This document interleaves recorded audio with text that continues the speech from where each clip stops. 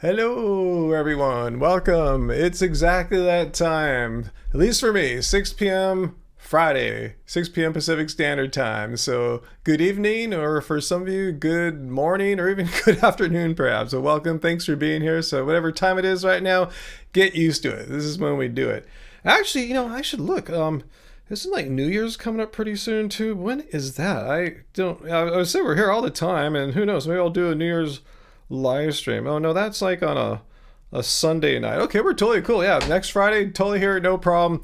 It's all happening. So yeah, I very rarely miss. I can't remember the last time I missed a Friday live stream. So welcome everyone. Thanks for being here. Thanks for joining me, Ryan, your simple host here, the YouTube live streamer, vegan live streamer that's not a sociopath, a narcissist, or a grifter. Simple, just little me here, just chilling, kicking back as a 56-year-old vegan of 13 years, music producer trained in philosophy and logic, and applying all those skills together right into one YouTube channel here. Yeah, probably not the most exciting advertisement for what we do here, but yeah, either like it or you don't. If you want something weird, if you want me to just pretend I'm some like fitness influencer or some kind of mean tough guy, or nothing wrong with that. Fitness influencers, I'm saying that's not my thing. That's not me being authentic, even though I am a bit of athletic type. But unfortunately right now your vegan cult leader is grounded. No basketball today. I kind of stretched something in my foot weird on Tuesday. A little bruise there, soreness, a little swelling. So I am taking it off. Taking it easy right now. Just took today off. We'll just kind of take it day by day. I'm guessing I'll probably take all of next week off too, just to be safe and kind of reevaluate it in another week or so. So yeah, even us 56-year-old vegans can get taken down sometimes. It happens. So anyway, oh, Fritz, if you just became a member right now, Fritz, thanks for joining, what I think is the best vegan cult to be found here. So thanks for joining. Thanks for becoming a Happy Fam member. Oh, Sarah, your family comes tomorrow, gone by Tuesday, so you won't miss any lives. Wow, just in and out. Cool. Christmas timing worked out well for my live streams this week, huh?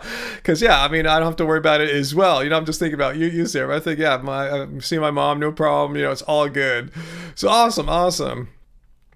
Sarah also says, Ryan, you're having foot sympathy pains for you. Wait, what's I don't think I understand there. Do you have some kind of foot conditions there? But yeah, my foot's a little sore right now. Hopefully it'll all be good soon. Hopefully it's not, anything major. I was just going, I was actually playing a game of 21. I was shooting a free throw and I knew I was going to miss it. So I pushed off with my left foot to go retrieve my rebound. And so when I pushed off with the left foot, a little like stretching, I felt some kind of weird stretch happen underneath the foot. I didn't feel any pain. I just felt, that's weird.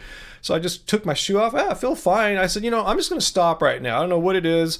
I'm just going to be cautious and just stop right now. And when I started walking back to the restroom to like change, take my glasses off and stuff, I feel a little soreness now. But yeah, I don't know. I'm just going to be safe and cautious. When you're my age, especially, you just got to play it safe and, not take any unnecessary risks. Hey Peter, how's it going? Joey Carbstrong made a video today about an investigation. Oh, I saw the thumbnail come out. He did into a turkey farm and it's pretty horrific. I feel pretty sickened at anyone who wants to eat turkeys for Christmas. Yeah, I don't know how people think turkeys are raised or treated, huh? Hey Uncle, good to see you too, Uncle. I'm going to click on the 100 emoji a bunch of times. Do I see it? I'm not seeing it. Let's see. Maybe because I don't have I have top chat on. Let me make sure I have live chat. That's always something I need to remember to do. I feel like I'm just like one step behind today getting this live stream set up. I just had a problem with everything. I had a problem turning my lighting on, problem with my audio, problem with restarting my computer, just all sorts of weird things. I just feel like I'm one step behind. So I got it all working. So I'm going to start it right now. Everything's working great. Oh, Sarah, you fell a couple weeks ago and tweaked your foot. Almost all better now. So yeah, that's what I was guessing. I was just doing some Googling, like 2 weeks, for a swollen foot injury. So yeah, that's what I was just kind of planning to take. I tell you, I'm injured it Tuesday, so all this week, all next week, and maybe the following Tuesday, 2 weeks after. If so, I'm just hoping I'll just be able to go back and just shoot around and not play any games or anything like that. So anyway, yeah, Sarah, we're on the same boat right now. A couple of Gen Xers who like Cocteau Twins and veganism, who also happen to have annoying foot injuries right now. I remember, yeah, you said you had some weird slip-in, right? You slipped on the slippery, was it garage or some kind of wet floor or something like that, right? So yeah, mine was totally dumb too. I couldn't think of anything I could have done to prevent it, rather than I shouldn't have been so eager to retrieve my rebound. I should have just let my opponent grab it. But what can you say? I can't like play or have that be my strategy or anything like that. So anyway, Luca, don't eat Bill Gates' fake meat. How come Bill Gates? I want to know, why is Bill Gates the person behind fake meat? Because he not only he has invested in he didn't invest in Beyond, as far as you know. I thought he invested in Impossible, but he's also made investments in some kind of like, I don't know what you want to call it, like, you know, meat that's, you know, that comes from dead cows but raised in a more sustainable way. So he has nothing to do with veganism, and I don't know why people try to paint Bill Gates as being part of veganism, because if that's true, then he's part of carnivorism too, because he's about creating greener cows, if that's possible. So yeah, I don't really take people too seriously when they try to conflate Bill Gates with plant-based burgers, because he eats meat burgers himself, and he funds meat burgers as well, and he funds Beyond. He invests, you know. I'm not sure what Bill Gates has to do with it. He did not invent plant-based burgers. They existed long before Bill Gates, and he invested in one or two companies. But anyway, if you want to bag on Bill Gates, he's not a fan of mine. Look all around here. I have Apple stuff. I don't have any Microsoft, nothing. iPads, Macs, Apple monitors. I'm not here to defend Bill Gates. I don't even have a PlayStation. So I'm not a Bill Gates stan, a Microsoft stan. I'm just saying, just complete nonsense to try to paint veganism or plant-based meats as bad by associating them with Bill Gates, who really doesn't have much to do with them other than he invested them. I mean, I own a few shares of Beyond Meat. Am I as bad as Bill Gates? Meaning I invested in the, you know, Beyond company. Am I evil too? I just want to know, does that make me evil? Anyway, hey Diablo, let's see. Diablo telling Sarah, let's see. Yeah, Beyond is a dud stock. I was thinking about chucking it, but I'm just going to sit on it. It's only like I have $100 invested in it right now. So I'm figuring, you know, if I cash out, it's only $100. And if it goes back to something more worthwhile, you know, it'll be worth it to hang on to. I'll probably, you know, I'll check it I check it all the time, but I plan to hold it for at least a few more years, just because, like, you know, it's $100, you know. But what was that Diablo sale? Please next time get 2 Beyond Burgers. We need to increase the demand for Bill Gates. Yeah, let's make Bill Gates richer, huh? Oh. Anyway, Apple's evil. Yeah, they're all evil. All these big corporations run by billionaires, they're all evil. But, you know, I prefer Apple products, you know. And an argument can be made that they are doing a much better job than your average consumer electronics manufacturer. If you go to the website, they talk about how I don't want to be their PR person, but they're doing stuff that I'm not seeing too many other companies doing. But I use it because I understand their I use their software. I'm using Apple software to make my videos, to make my albums, and I know my way around their products. You know, I can get around the operating systems. So anyway, I'm not here to convert you or make anyone choose an operating system or a phone or anything like that, but I'm just telling you what I do. Luca, did I read the ingredients of Beyond Burgers before investing? Yeah, I did. What do you disagree with in Beyond Burgers? Do you want to tell me what's so horrible about a Beyond Burger, which I invested in? Again, I did not invest in Impossible. I don't even think they're a public company, but Beyond is a publicly traded company. So please tell me, what ingredients should have I been aware of, which I was aware of. I've read the ingredients aloud here many times on Happy Healthy Vegan. So you tell me, what's the bad thing that you're saying, Luke? I'm not making fun. I'm just wondering, what's the bad thing that you're concerned about in Beyond Burgers? And we'll see if it's really something that we should be concerned about. We'll take a look. I'll pull up the ingredients here. But it's what is it again? I forgot. It's full of canola oil? Let's take a look, Luca. Well, anyway, what's wrong with canola oil? I mean, is it not vegan to eat canola oil? Because that's what I'm my priority number one is I'm a vegan. And so let's see what vegan means. See, I had to restart my computer. 1 second, guys. 1 second. Hang on 1 second. Darn. I can't believe I didn't do this yet. I did this earlier before I restarted my computer. There we go. So let's see. 1 second. Bam, bam, bam, bam. Okay, so let's see what veganism is. Does it say anything, a diet that restricts canola oil? No, it's just simply a stance against animal... My monitor is really bright here. Animal cruelty and exploitation. So as long as there's no animal cruelty and exploitation to produce a food, it's okay with veganism. But let's take a look. Let's look at Beyond Burger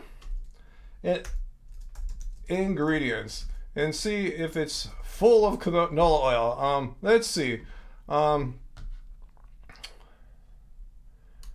Okay, let's see if I can get the ingredient list here. Nutrition facts, yikes.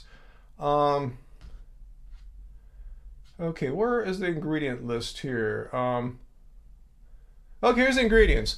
Okay, water, pea protein, expeller pressed canola oil, refined coconut. I'm not a big fan of that. I hardly eat these things. I'm just telling you what's in it. Okay, rice protein. Okay, so let's see if all that oil adds up to a ton of saturated fat. Yeah, that's about what's in a beef burger. Isn't there about 5 grams of saturated fat in a typical hamburger? So you know, for the same reasons that meat burgers aren't all that great. These kind of burgers aren't all that great for you, but there are some pluses. There's no heme iron. There's no dietary cholesterol. Apart that you know your LDL cholesterol will probably go up from the saturated fat content. But I see no reason why a vegan couldn't invest in this. Like, what's wrong with it? I'd rather have people that were eating dead animal burgers, you know, which involved animal cruelty and exploitation, eat this stuff instead. I mean, that's a huge win, and it's a little bit better for you. It's a lot better for our planet in terms of how much water is needed. So I'm not sure why I see it's the third ingredient, but still, how is that not a vegan? How come why should a vegan be against that? Because remember, I think you're getting off track, Luca, and it's fine to want to be a healthy vegan. I am a healthy vegan. My blood labs show it, but what is unvegan about Beyond? It says it's a philosophy and way of living which seeks to exclude as far as possible and practicable all forms of exploitation and cruelty to animals for food, clothing, or any other purpose. So if a vegan, he or she, wants to eat a burger and doesn't give a crap about the saturated fat content, who's to stop him or her from making that free choice as a free individual to buy a product that's available in the marketplace? That's what I want to know, Luca. How come why would a vegan or even a non-vegan, why are you trying to say no, don't buy this, given that the alternatives that most people would pick, especially non-vegans, are far worse for their bodies, far worse for the environment, and most importantly, horrible for animal cruelty and exploitation, which are necessary to produce them. So I want to emphasize, it's cool to think about your health. I'm not saying just be an unhealthy vegan, but why are we trying to hold vegans to be the super healthy standard when your meat eaters don't have to be healthy, and on top of that they can contribute to the killing of 80 billion animals a year? So that's what I'm trying to say, Luca. It's awesome to be concerned about health. Yeah, I'm 56. I want to be healthy as long as I can, and that's why I don't eat much processed food, but I'll enjoy Beyond Burger once in a while, month or two or in between them or something like that, and it doesn't really affect me all that much because it's just one thing once in a while. So I'm saying let's not worry too much about that, Luca.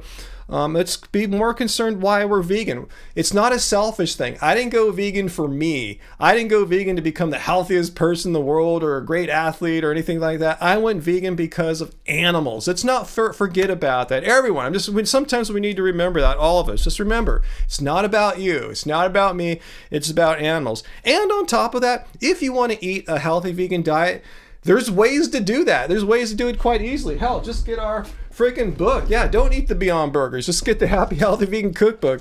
I think Streamlabs is putting the link in the live stream every once in a bit. So yeah, eat our stuff. Eat the whole food plants. That's what we eat day in and day out. But hell, if you want to go out with your friends and eat some Beyond Burgers, there's nothing wrong. There's nothing incompatible with veganism on that.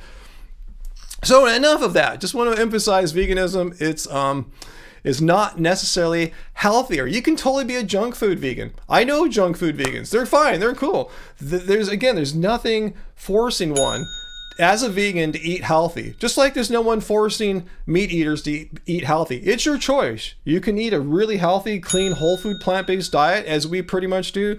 Or you can eat junk food all day, which we don't do, but we'll have some junk food sometimes. Yeah, for sure. That's what makes life a little fun. A little vegan Ben and Jerry's or something like that once in a while. Little things like that can make life a little more fun without negatively impacting your health. Unless you already have some health conditions that you're aware of and you have a doctor or a nutritionist telling you to avoid those foods because maybe your cholesterol's too high or you're near diabetic or something like that, yeah, then you should probably don't listen to me. Don't follow my example. But I have the luxury of being able to eat a Beyond Burger once in a while or a little Ben and Jerry's once in a while. Anyway, what's that? Be Unique Marianne, 10% junk food vegan. Hey, if you can get away with that higher percentage, go for it. Totally awesome. Yeah, whatever you want to do. Remember, we're all free people in free countries, and we can choose to have as healthy or unhealthy vegan diet as we want. There's no vegan dictator or vegan judge or police out there forcing you to eat a certain way. I would prefer if you guys ate healthier, so we can all, be a little better off for it, as opposed to like getting sick and stuff like that. Hey, Nothingness, thank you for your super chat tip. Lord Ryan, I come before you just as I am. I'm sorry for my sins. Okay, well, I forgive you of any and all of your sins there. Nothingness, thank you for the super chat tip, and just consider yourself absolved of everything bad you've ever done in your entire life. From this moment on, you're good. Heidi, yeah, see, Taco Bell. I like Del Taco, which is a more West Coast thing. But yeah, what's stopping a vegan who wants to just on the way home from work or wherever they were all day or night, if you went out to a club or a concert, you probably don't want to come home and cook. But hey, if Del Taco or Taco Bell drive-thru's open at midnight, what's stopping you from going there and getting a burrito that might be really high in sodium but doesn't have any animal products? So I'm saying, yeah. Luca, you don't want to support anything Bill Gates says? Well, Bill Gates, what do you mean does? What do you mean by does? He doesn't have anything, as far as I know, to do with Beyond Meat. So if you want to eat Beyond Burgers, Luca, if you're okay with I know you're not excited about the canola oil content, but Bill Gates, as far as I know, has nothing to do with Beyond. If someone has any information about that, let me know. I'm just going off what my memory is of the situation. I thought he made an investment in Impossible. I don't know. I'm not sure. I'm not a Bill Gates specialist because he's really not that important to veganism. If you really don't want to support what Bill Gates does, yeah, don't use Microsoft or stuff like that, because he apparently still has like millions of shares of Microsoft. I read about how much money he makes annually just from dividends on his Microsoft stock. He has a ton of shares. So anyway, let's see. Ray Walsh adds, Burger King's Impossible Whoppers are also an excellent fast food option. There you go. See, if you're, would stop in a vegan, if they need to stop by, if they have to get a burger on the way back from a concert or something like that, totally cool. Yeah, dividends are cool, Sarah. I guess we'll never understand what it's like to get the kinds of like just totally insane dividends of someone like Bill Gates or something like that. Bill Gates sprays aluminum particles in the sky. Okay, let's just get off with the conspiracy theories here, okay? Please. We're just kind of almost to the point of flinging poops on the wall here, Luca. I mean, I'm not here to defend Bill Gates. I told you I have no Bill Gates stuff. I'm full Apple guy here, but let's just not get into what stuff. Does Bill Gates make, did he put microchips into the vaccines? I heard a lot about that, 5G microchips. It seems like there's so many wacky, zany conspiracy theories, horrible things that Bill Gates is accused of. And I'm not a fanboy whatsoever, not an apologist of his whatsoever, but I actually feel compassion for him. I feel sorry for him, how so many conspiracy theories have baked Bill Gates into it. George Soros, these are like villains that like the far and alt-right have kind of put out there, and there's others too. I'm just saying, anytime I hear a conspiracy theory that has one of those two guys, I'm automatically, all the red flags are going off. Okay, Luca, great. Bill Gates puts particles in the air. Awesome. Okay, good. Did he put 5G microchips in the vaccines? Let me know about that one. Live, is it freezing on anyone else besides George? It's looking good on my end. Bill Gates chipped you too.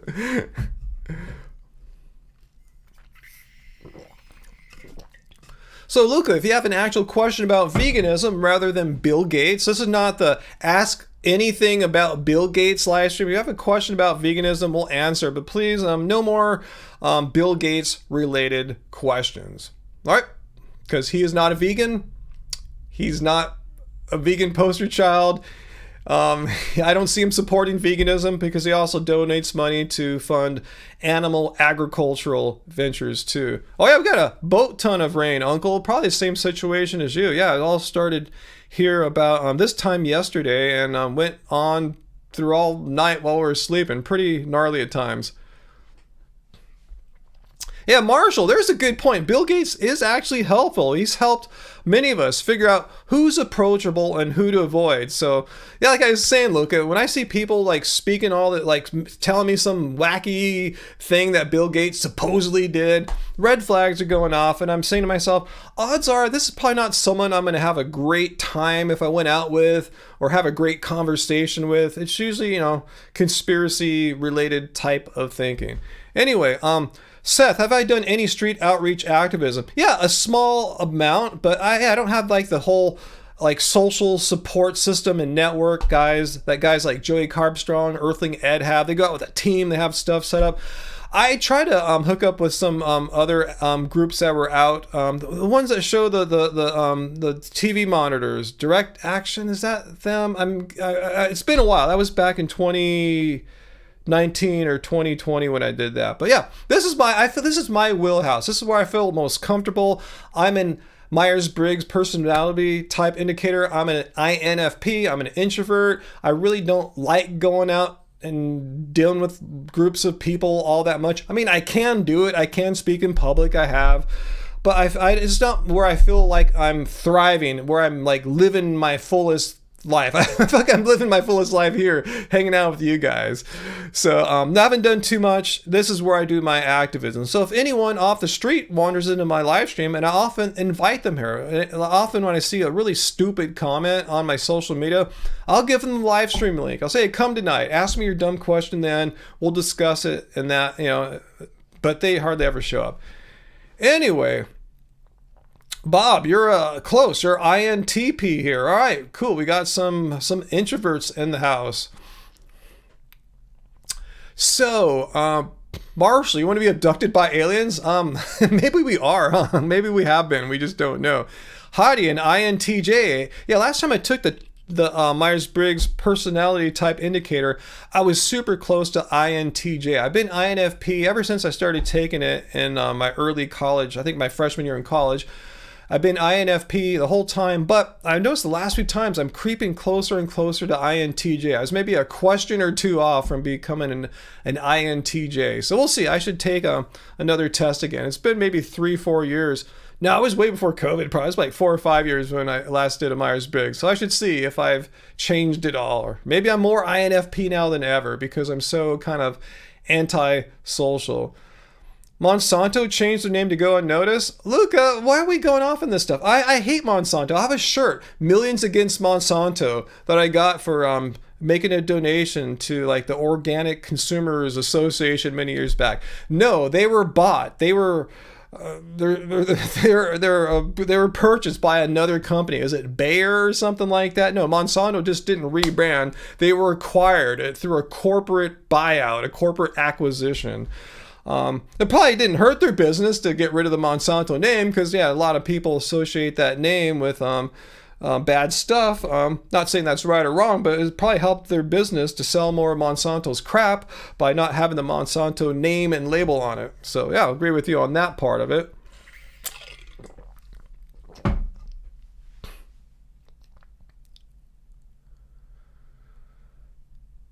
Seth Hoyt, you're getting warnings? Warnings about what? I saw your previous post there where you listed your Myers-Briggs. Sarah, you're an INFP, but you like me. Wow, we're so similar, Sarah. You're like my sister that I've never met or something. You're an INFP, but your P is shifting towards J as well. That's crazy, Sarah. We have so much in common. Our foot injuries, everything. You've taken the test 4 times, twice during your psychology studies. What is Seth getting warnings about, Angie? Let me look what Seth said. I'm scrolling up. What is Seth getting warnings about? Yeah, me and Sarah are twins. We're also both kind of tall, right? So there's a lot of things similar between us.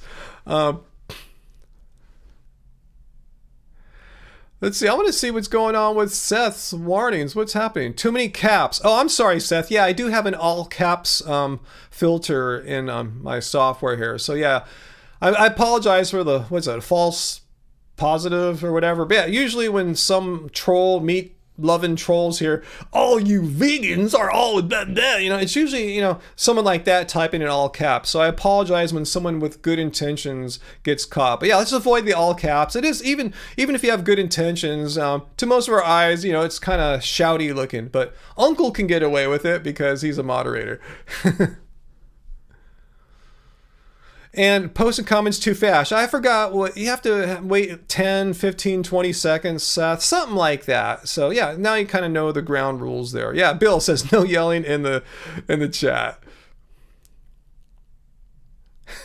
Sarah, someone of your height, from what I can tell, I've seen your photos. Yeah, you probably shouldn't have to wear heels unless you really want to. But yeah, you tower over most people, male or female, with heels on.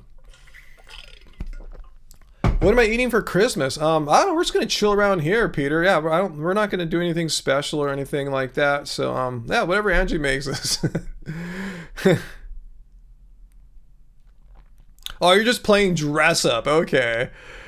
Yeah, I mean, if you don't wear heels, you probably can't even wear them, right? Because your feet you don't have the muscles to support it. I guess it takes a while to build up the muscles to wear heels. That's what Angie tells me because she can't wear heeled shoes anymore.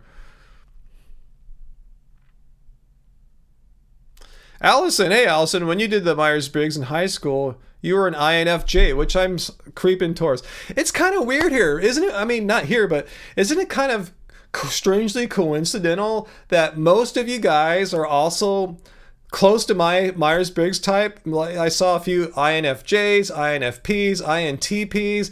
I mean, we're all INs. Isn't that weird? There's a lot of introverts here. Maybe like attracts like. Like, if I were more narcissistic and extroverted, I'd have a whole different kind of following of people with E instead of I and stuff like that.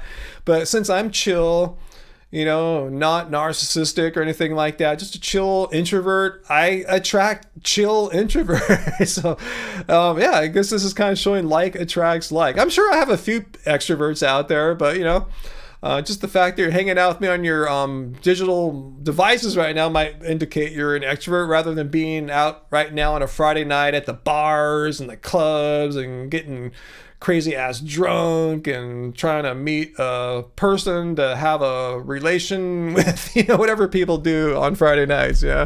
Anyway, Midnight Surgeon. So you were an E back when you did it a long time ago. Foo, you did not get abducted, Foo. Oh, okay. Sarah, you're 5'11". Yeah, I wasn't sure if you were 6 feet or close to. So you're damn close to 6.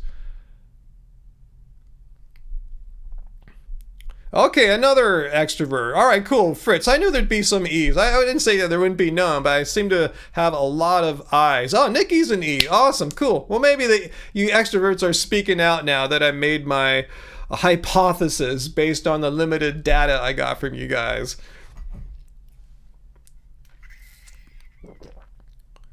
Allison also, INTP, the logician. Huh, why I didn't get that? How come I'm not an INTP? Because I'm a logician.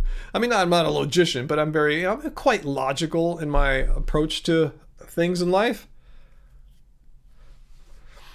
Let's see. Seth, a question. Okay, it's a fair question. I'm glad you got to ask a question, Seth, instead of getting chastised by our bots and stuff. How do I feel with family members who accuse me of being obsessed with veganism anytime it comes up? I would ask them, like, what do you mean obsessed? I mean, it's just something I do. You know, how is it obsessed that I eat plants instead of animals for ethical reasons? That's not really an obsession. You know, you could say, well, you're obsessed with the Boston Celtics or the whatever, you know.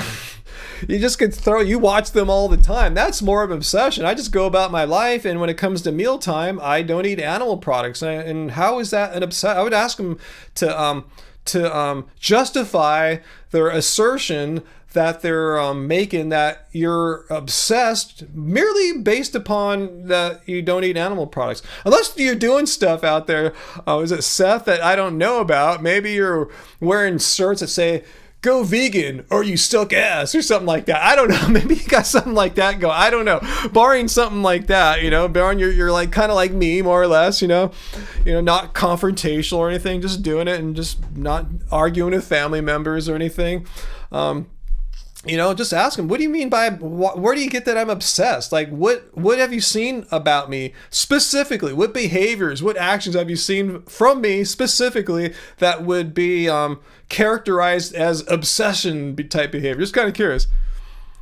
Your family calls you out anytime. Well, ask them, just let them know, hey, I'm not obsessed. And if you have any evidence to support your obsession thing, let me know. But it's just something I do. How come, just to say it, please don't get offended by it. It's nothing personal. I'm not saying because I do it, therefore you're a horrible person. It's nothing like that. It's a personal decision I made in my life. I believe animal cruelty and exploitation are wrong. And as a result of that, I don't eat animals. Simple as that. You know, like, how is that an obsession? It's just like a moral code you live by. Just like I believe it's wrong to murder or rape humans, and I don't do that. You might want to bring that up around your family. It's the same kind of thing. Like, how is following a moral principle obsession? See, it's just, I think they're just trying to make you feel bad for doing something quite fine, you know? So,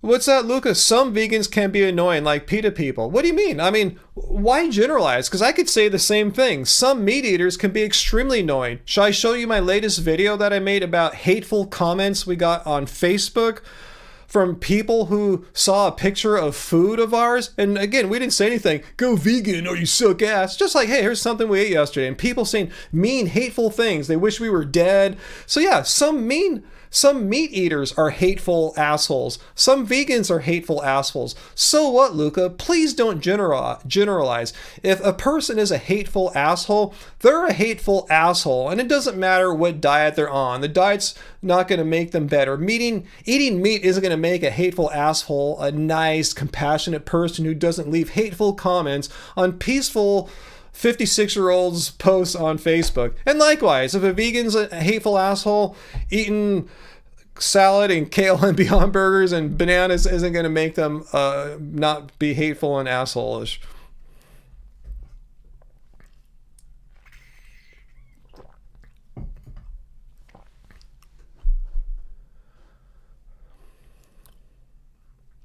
Yeah, people who push their ways on others are annoying. Exactly. Doesn't matter if they're a vegan pushing their ways or a meat eater pushing their ways. If you're pushing your ways on, if you're trying to push your ways onto someone who didn't invite you in to have a conversation about that. And if you're on top of that doing it in a mean, hateful way where you're talking down on them and saying mean, hateful things, yeah, that's just wrong. And, people should be punished for that kind of uncalled for, unprovoked hate attacks. Everyone is or can be annoying, Sarah. Any group of people, you'll have your nice, chill ones, you have your mediocre, middle-of-the-road ones, and you have your fringe weirdos. And that's extremely true with veganism as well. Yeah, I don't feel comfortable pushing my ways on people, Jen, like going to my family and saying weird stuff, like to them weird stuff. I just, they know what I do. And if they ask questions, I will answer them as honestly and clearly as I possibly can to make it clear to them that veganism is simple, what it is, and it's easy, it's healthy. There's no negative to it other than you might have to have an uncomfortable transition period where you're not really sure what to do. And that's why I say, if you're my family member, I'll give you my book. I'll just bring it over for Christmas or whatever, your birthday. I'll give you a book. This will get you started as far as the food part goes. So anyway, people can be a-holes. So yeah, don't make the world any worse, fellow introverts. Just don't be mean to people.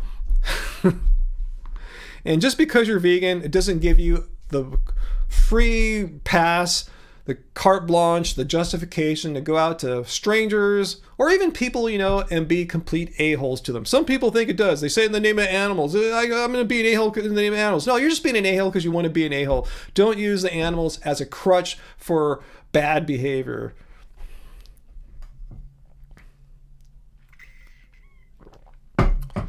Yeah, I've heard about stuff like that, Peter. Yeah, it's gross. Yes.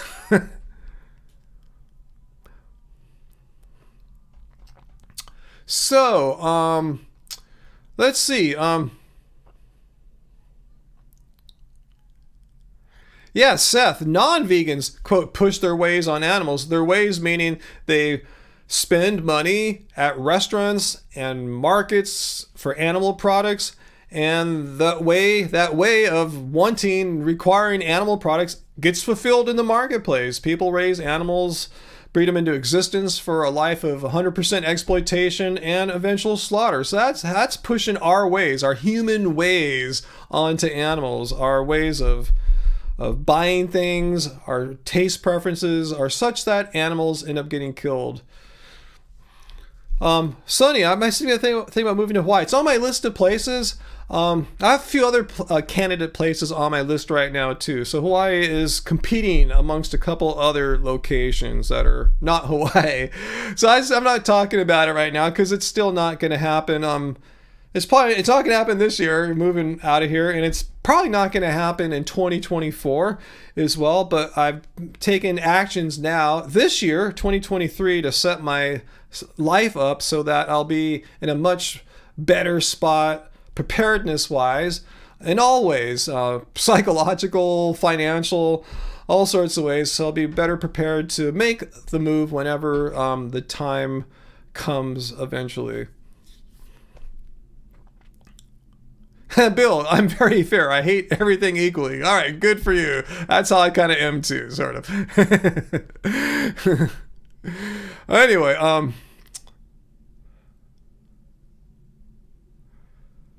let's see. Fu Manpu, either Hawaii or Stockton. No, Stockton did not make my candidate list there.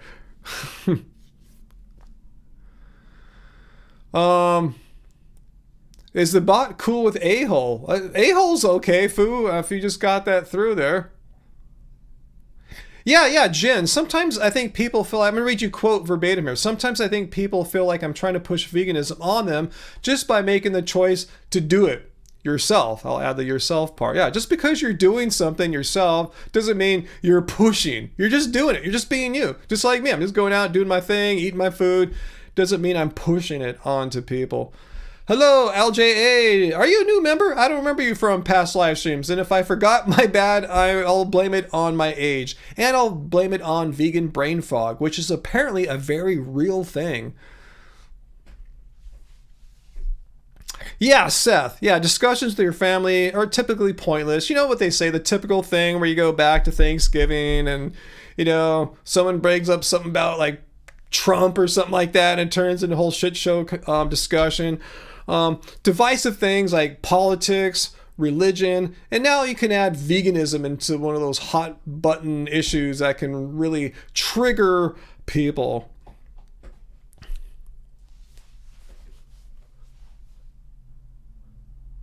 That's good, Sarah. You get very little vegan hate in real life. Yeah, me too.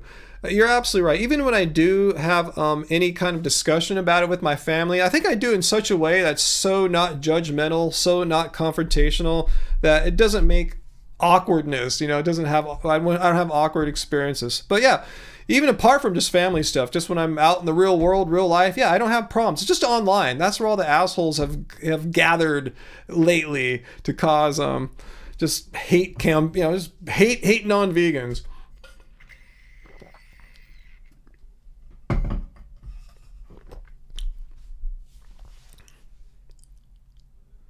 Wow, awesome, Sarah. You're lucky to have a supportive family. Your mom is a great plant-based cook. Awesome.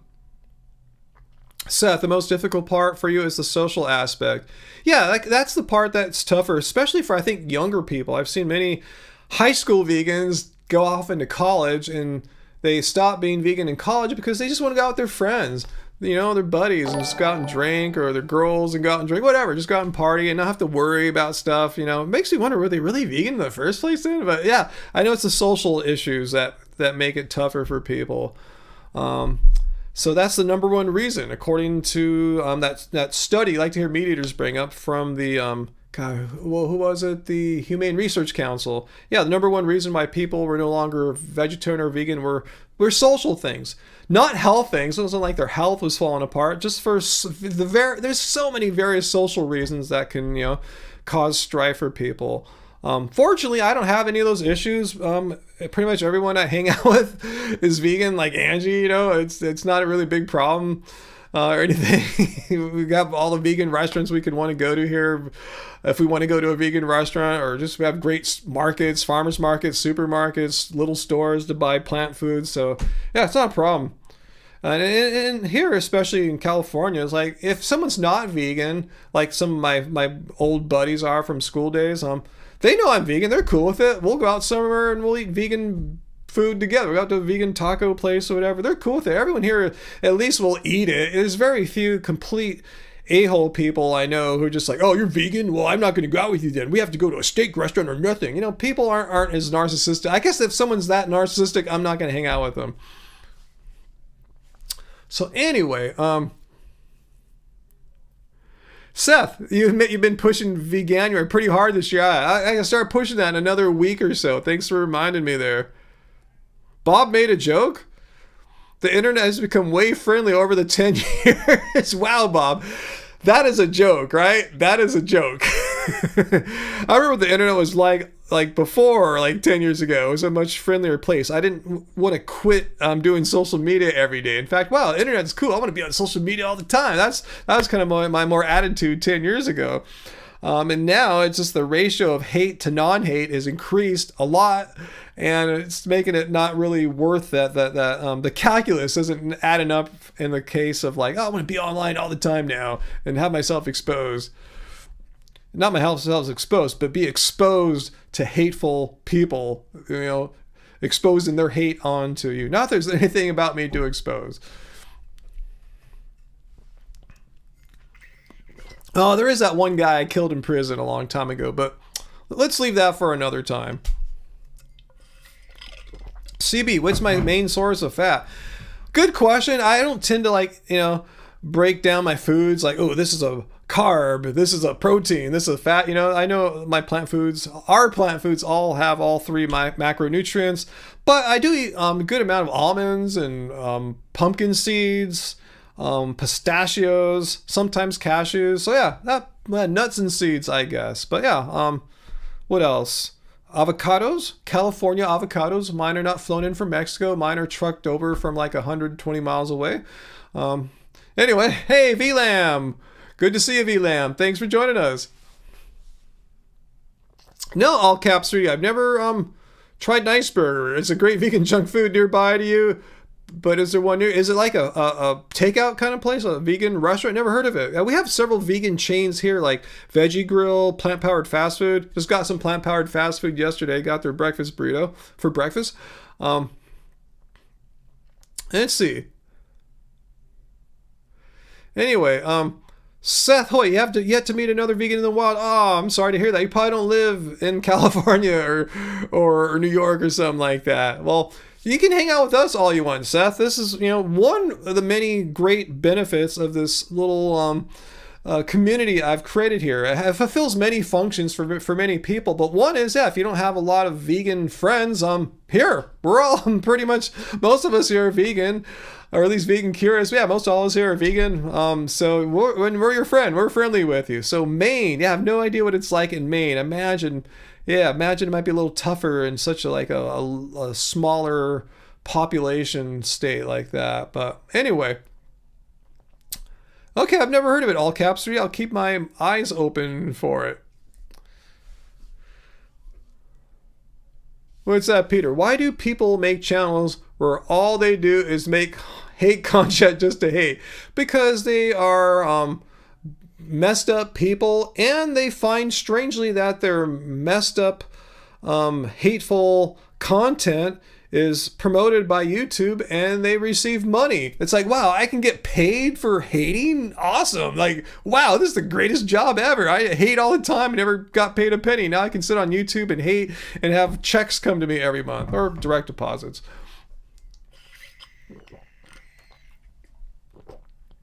Jill, I'm sorry to hear that too. They have no vegan friends in your area. Again, I'm your vegan friends, and we're all your vegan friends here, except for Bob. Bob's not a vegan, but he can be a friend though. But yeah, we're pretty much all vegan friends here. So let's rejoice. Let's have gratitude for a vegan community that I've created here online. A peaceful, friendly vegan community, I might add. I've seen other vegan communities online, which they're scary as hell. Not all of them. Some are really cool. But this is a peaceful, chill, positive, evidence-based vegan community. Oh, Uncle, yesterday, it was mine and Angie's dating anniversary, our 25th dating anniversary. We typically like to go out and celebrate that, go on a trip somewhere or a dinner, but it was raining heavy last night. It was gnarly, and I don't like to drive in the rain. Not that I'm scared of driving in the rain. I think I'm a fine driver in the rain, but I've noticed the rain brings out the worst in many people. Like, some people just get way too cautious and slow down way too slowly. I mean, I slow down a little bit, obviously, and some people speed up, which boggles my mind. I'm thinking maybe they think, well, if they just go faster, they'll get home a little quicker. Hey, Nothingness! Thank you for gifting 5 memberships, and Bob is a member again. So Bob, you got gifted a membership. But thank you. Let's see. Joseph got one. All Caps 3D got one. Vegan D and Otters and Elephants. I don't recognize you two, but welcome to the Happy Fam. I'm sure Vegan D is a vegan. So no, you didn't get one, Otters and Elephants. My bad. You're just right after Vegan D. And Uncle got one. Awesome, Uncle, you got one. Awesome. Thank you. Thank you, Nothingness. That's cool, because Angie and I still plan to do a live stream before the stroke of midnight on New Year's. So it could be sometime around Christmas or a little after Christmas or before New Year's. And hell, maybe it'll be right on New Year's Eve. I don't know, but we will do a Happy Fam only live stream. I fear if we wait till New Year's, you guys will all be partying and no one will come, but we'll do it for a little while. Then maybe we'll open it up later and do an everyone invited live stream. But anyway, I'm not sure we're going to do it yet, but thank you so much. Oh, Diana's gifting too. Let's see who's getting one. Seth got one. Awesome, Seth. Chris got one. Jana and Redlocks. Awesome. Thank you guys. Thanks for creating a larger Happy Fam community here, and we'll hopefully be even a few more people when we do our Happy Fam only live stream before the year is over. So thank you.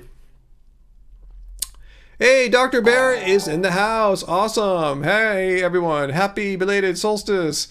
Merry Christmas, happy Saturnalia, and wishing happy holidays to everyone else, regardless of what you celebrate. Yeah, I was just saying, our dating anniversary is on December 21st, which is the solstice. So I think that's a cool thing. We can get 2-for-1 celebration, celebrating the solstice and our dating anniversary. But like I said yesterday, it was raining so hard.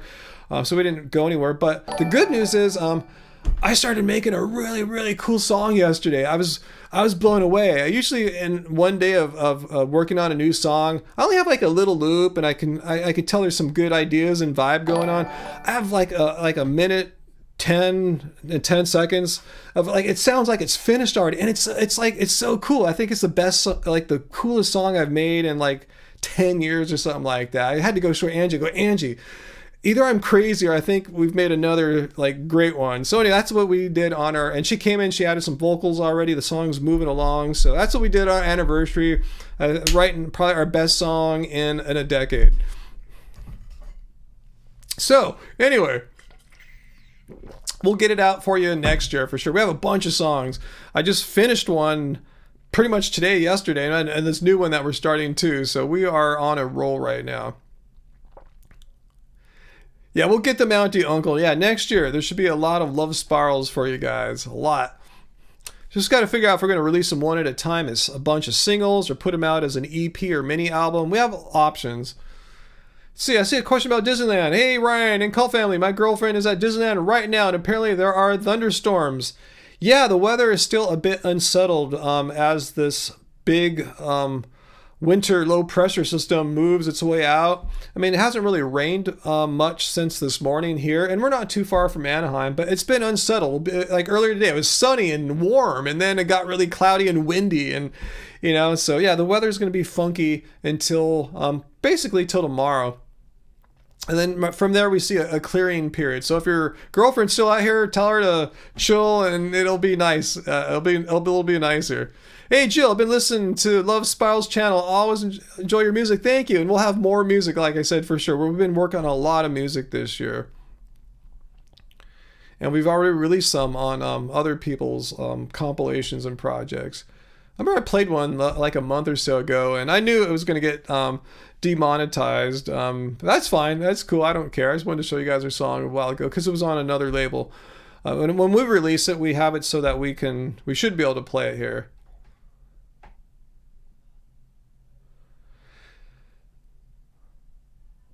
What's that, Fu Manpu? A guy got fired from where you work for joking about stuffing a large potato in his underwear? Why would that get him fired? I mean, that's probably in bad taste, but is that a fireable thing? Wow. Seth, another question. What was my tipping point to embrace animal rights? Well, it sounds like that maybe is how you came to veganism, or veganism came to you. My path was a bit different. For me, it was the realization.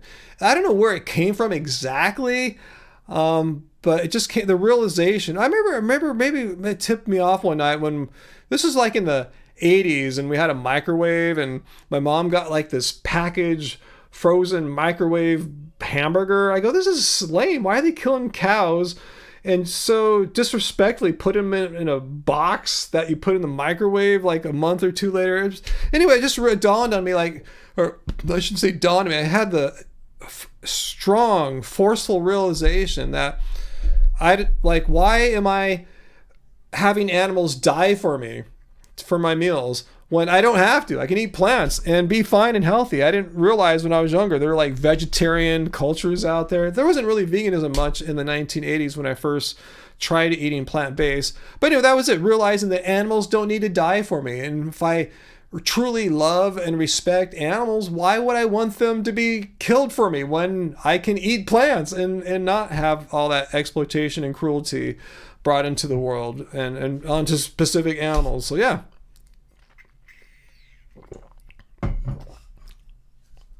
Yeah, it's nice to be kind, Uncle. It's so simple. Like, a lot of these haters try to make veganism seem like this horrible, crazy, complicated idea. No, it's just about being nice and kind.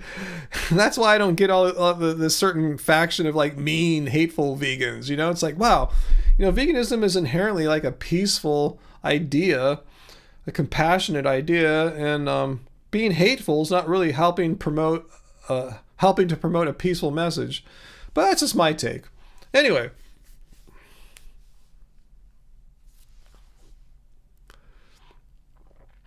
you don't know how to get fired, Fu? Well, it sounds like you do. Put a stuffed potato in your pants at work, or at least talk about it. What's up, Marshall? Met Angie and Ryan in California, and a zombie apocalypse was just beginning to foment. Wait, did you meet us? Bob Hill, I wonder if veganism existed in earlier times and died out.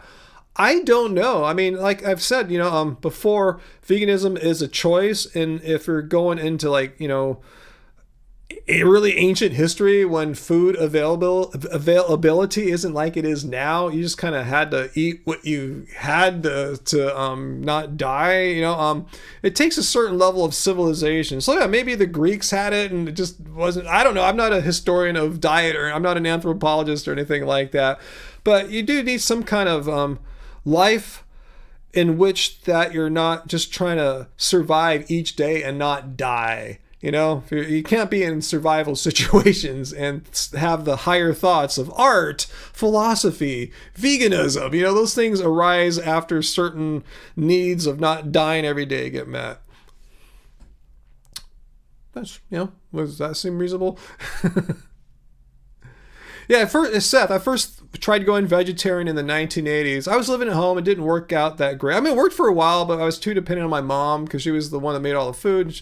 Anyway, yeah, it wasn't until I started living with Angie after not too long after we started dating. She's a vegetarian, and then, yeah, we went vegan a while after that. Oh, it was a dream, Marshall. Okay, I go, wow, what are you talking about? This meeting us in a zombie apocalypse. Did you really dream about it, though?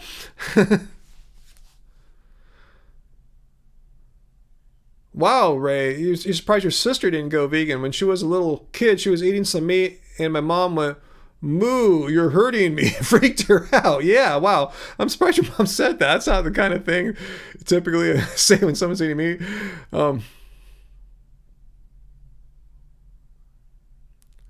Wow, Fu, that was a really weird friend of yours at work there that did the potato thing.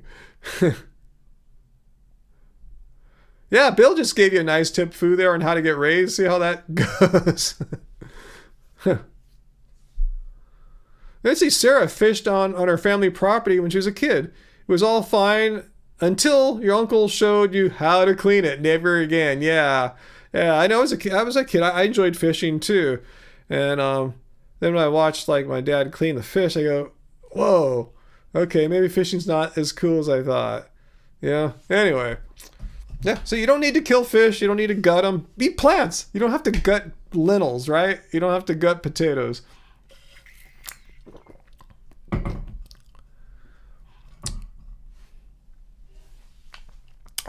So anyway, well, I'm surprised I haven't had any real like anti-vegan trolls tonight. And again, I think I think we're on the meat industry's blacklist. They used to come and troll us all the time, and they saw how we make them look stupid, so they don't bother sending their paid operatives over to troll us anymore. It's kind of lonely without them, but it's kind of nice too. Let's see.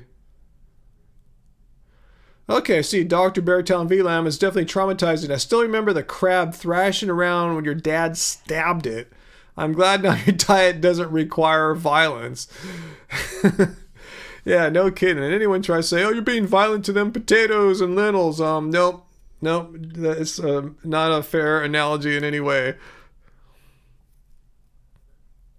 Yeah, Bill, I just don't let them use their logical fallacies and their poop flinging tactics. We have it on tight lockdown here. If someone wants to come here and try to debunk veganism, I will allow them, but they have to play by certain rules. They just can't just start lying and throwing up non-evidence-based claims and then, oh, that one's not working. Let's go to this whole other argument that's totally unrelated. No, just certain rules they have to go by.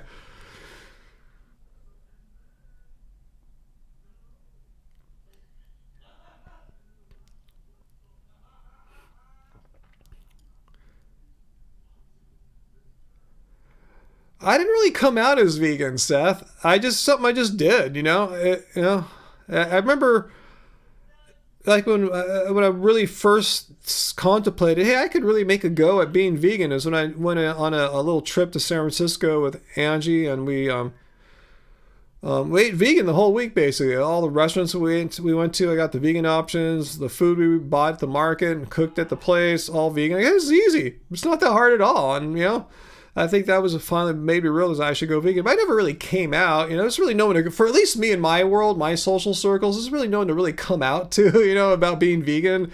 Just something I do. All caps, you just started running last month. I inspired you. Awesome. I don't run much anymore, but I'm glad I inspired you.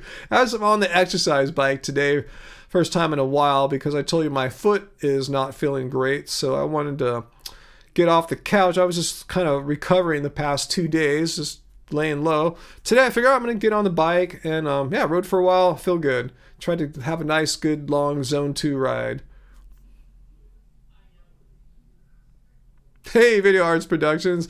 I just noticed we got VLAM, we got Dr. Bear. We are missing AJ tonight, huh? Almost the whole gang is here tonight. But yeah, maybe AJ has a life tonight. It is the holidays after all. But if you're watching after the fact, AJ, hello. And if you come later on, that'll even be more awesome.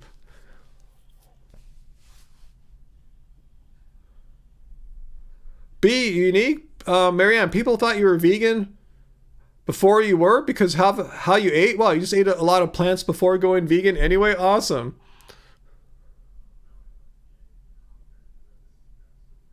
Let's see, Three Amigos says Crocs in the Kitchen and Simnet Nutrition started your vegan journey. Awesome. See, those are nice. Those are all nice content creators. I almost called them influencers. I don't know if they like that term or not. I don't like that. But yeah, those are nice people, positive message, not judgmental, showing how simple and easy and chill it is and fun it is to be vegan like what we do here. Awesome. Ooh, Uncle, you had fiber internet installed today. Awesome, Uncle. What speed do I actually get? It's about 500 up and 500 down. It's symmetrical broadband. As opposed to before, maybe I was getting like 250 or 300 downstream and maybe like 10 up, some little number like that. But yeah, it's about 500 both ways. I could pay more and get a gigabyte up and down, but yeah, 500 megabytes or whatever up and down, yeah, totally not a problem. It's more than enough bandwidth that the two of us will ever need here.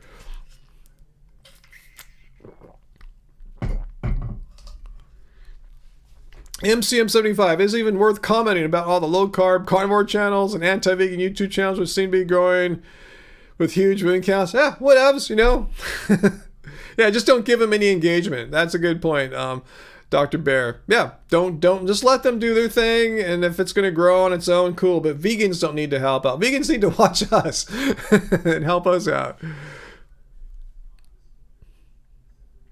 Bill, wow, that's hardcore. 850 and 25. Wow, that sounds like really fast cable internet because it's a much slower upstream speed. Actually, fiber will typically have the same speed both ways. But that's fast. That's really fast downstream speed. And that 25 should be totally fine for you, Bill. When I had cable, I don't think mine was ever that fast upstream. And I'm uploading right now, doing live streams. So yeah, if you're not like hardcore video streamer, that 25 should be more than fine for you. It is cable. I just like having all the extra bandwidth for what we do here. I mean, this is our whole life. We're on the internet for a living, or uploading stuff all the time, downloading stuff, streaming. I just wanted the most robust connection. And I have to say too, compared to cable internet, for me personally, fiber has been way more stable. I don't have to restart crap all the time. It's been like pretty much always on, like way fewer problems. I had so much more trouble with cable internet. But yeah, could be different for you. It's the Uncle. You asked for 500, but it's actually like 280 for the Wi-Fi. No, you can't test. I mean, you can test it for the Wi-Fi, but you might be. The best way to test it is wired in. So do you have a computer with an Ethernet cable wired into a router or a hub or something like that? That's the way to test out your true speeds. Okay, you can get more than 400. Yeah, that's how ours works. I think get about.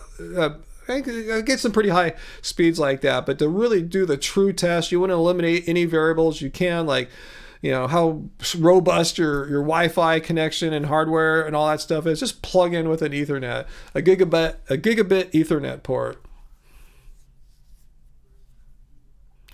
Oh, your apartment complex has a contract with Spectrum, but hey, at least you have good speed there, Bill. That's some robust internet there. I mean, not robust, but that's some fast internet.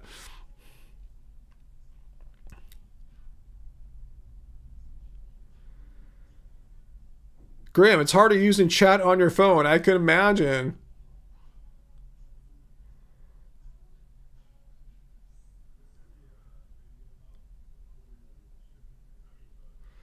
No, we don't really like to talk about him, Bob. Yeah, speaking of like grifters and stuff like that, and just complete like liars, and just made up so much crap about so many vegans.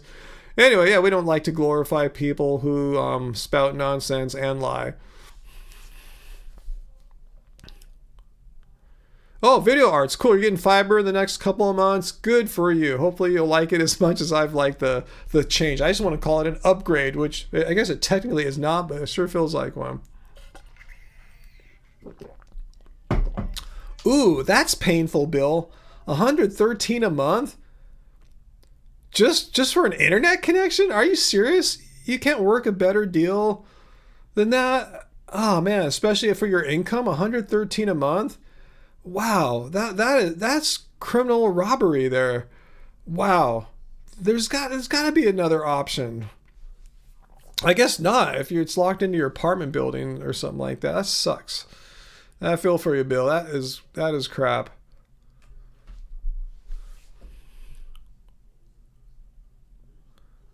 Yeah, mine's way less than that, and it's very fast. Nope, you get the 30, what's that? ACP $30 ACP program from the government. Oh, so can you get it for $30 then rather than the 113?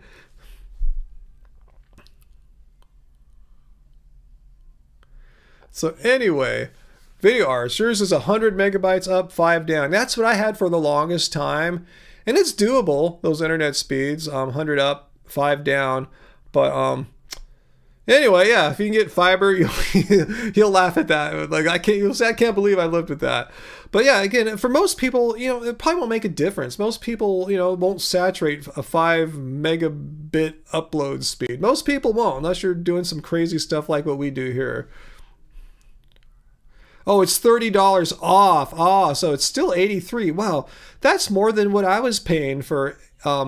When I canceled my Spectrum internet here a few years back, that's what I had. I had no cable TV, just internet only, and I don't remember it being $83 even. Wow, you're getting ripped off somehow. I hate to say it. Not that it's any fault of yours. Yeah, the corporations that be, their apartment contract with Spectrum, you're getting the S end of the stick there, Bill. I feel sorry for you. Because, I don't remember mine being like more than like 60 or $70. But, inflation, maybe they've jacked their prices up. And maybe I shopped around too. When you always threaten to quit, they say, well, we can give you this deal for a year, but you can't quit, right? You have no other options. So you really can't do anything about it. It sounds like, Bill. I feel sorry for you. Oh, yeah, the customer service. Yeah, nothing to write home about. Oh, Muthu Lion has Spectrum at $50 a month. Yeah, maybe you have some more options than Bill. Maybe Bill is in a monopoly situation, so Spectrum could charge whatever they want. Yeah, fortunately, we have competition here between Spectrum, cable internet, and fiber. Bestie demands a fast internet, so he always gets the bestest package. How do you guys split it 50-50? If so, that makes it, a little bit more palatable if it's if it's kind of pricey. But I'm fine with like the basic fiber, 500 up, 500 down. I have no desire to get a faster one. I would not notice it. Seriously, I can't imagine like why for our needs we'd want to get even the best package when this basic one is like the best internet I've ever had in my life.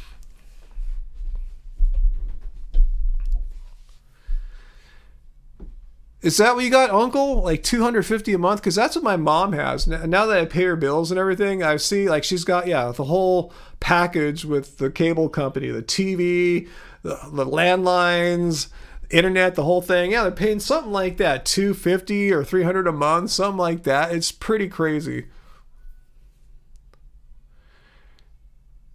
Yeah, Bill, you're online 24/7 like us. So that speed is perfect for you. That 850 up. Yeah, that's amazing speed there. So at least you're getting your money's worth since you're paying what I think is above market rate, even with your discount there. I mean, 113 for internet without that discount, that is just robbery. I've never seen any other person have to pay $113 for internet only. That is just crazy.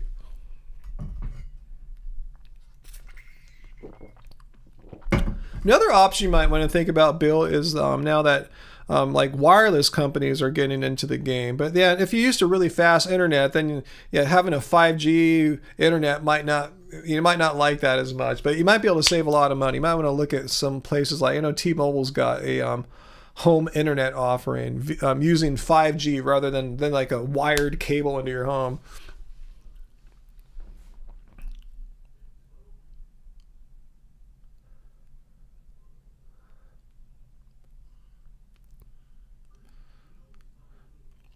V, your internet is about $35 a month. Thanks for sharing that, V, because I've heard a lot of talk about how the United States people, us, are pay more for internet and don't have as great a service.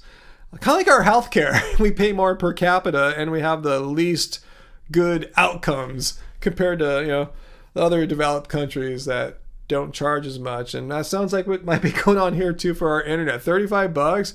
See, like Bill would love that. We would, a lot of us would love that. Yeah, V, our internet is expensive. Why is it so much more expensive here? What's going on? Let's see, Sarah. Oh, it sounds like what Bill has there. Sarah, you have 850 down and 20 up. Yeah, it sounds like you guys have a high-end cable internet, just like Bill's. Bill, I don't know if you can change with, maybe this is something you can look into, Bill. I don't know if you're able to change, like so you said, Spectrum's your only provider, it's your only option. See if you can go down one level to 500 and 20, I think 500 down, 20 up. You probably won't notice any difference as you're on your daily internet experience, but you might be able to save $20-$30 or something like that, Bill. So you might want to see, I don't know if you've probably looked into this. I know probably because I know you're budget conscious like I am. You should, do you have that option? Just kind of curious. Have you looked into that? Because that could be it. $30 is $30. I'd rather you have that $30 a month than you send into this horrible corporation. $5? That's it. They would reduce it $5. Wow, what robbery.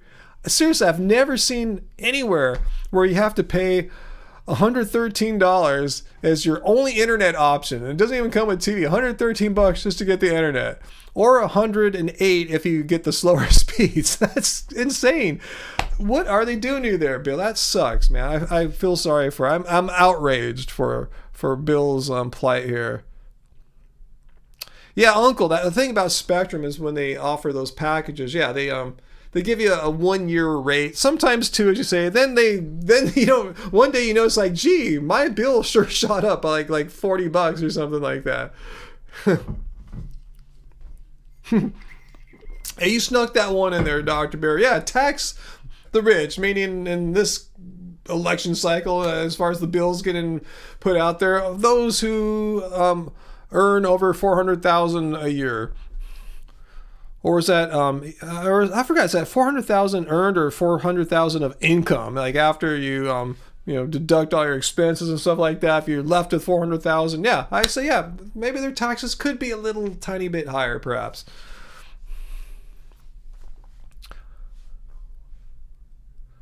Yeah, Sarah, I'm with you though. Fast internet is non-negotiable in our place too. Yeah, like I said, we pretty much like Bill live on the internet, work on the internet. I'm streaming right now on the internet. Angie's, I hear her viewing some videos right now from streaming platform based on the internet, obviously. So yeah, it's like totally essential service here. Yeah, so poor Bill. So they raise the speed, before they raised the price and then made the slower speeds a bigger ripoff. Wow. Yeah, Spectrum. Man, if you can leave them at some point, Bill, go for it. But it sounds like, unfortunately, you are stuck. High power graphics are nonstop over here. Oh, so your roomie has like a high powered gaming PC or something like that. NVIDIA GPUs and all that. Wow, it must be a loud machine.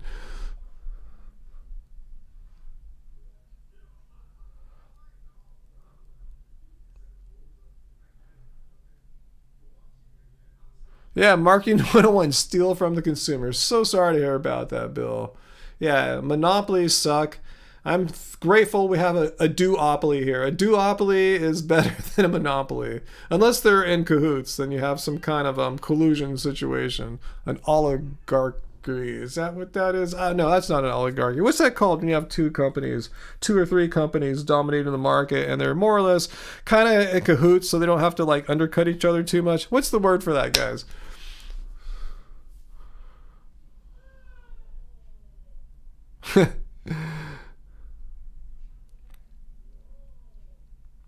It's still a monopoly. Yeah, oligopoly. Thank you. I said oligarchy. I had the root word right there. Oligarchy. That's that oligopoly. Thank you. Thank you, Bill. Bob. Thank you, Bob. Foo, you gotta go. Happy damn Merry Christmas. Secular otherwise. Fight fascism. Good night. With you on that, Foo. Thanks for joining us. Thanks for being with us, and thanks for sharing your stories. Oh, Hardy, you think you'll have one option in the Boston area? Bah, that sucks.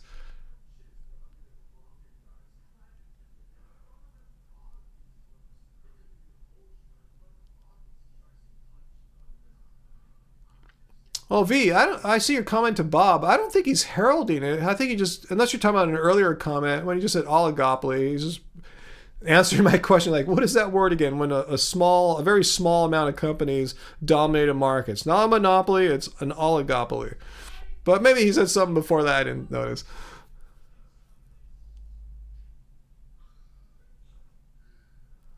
Yeah, Dr. Bear, I haven't seen too many like fully ethical billionaires, people that got to where they were without totally 100% exploiting many others beneath them.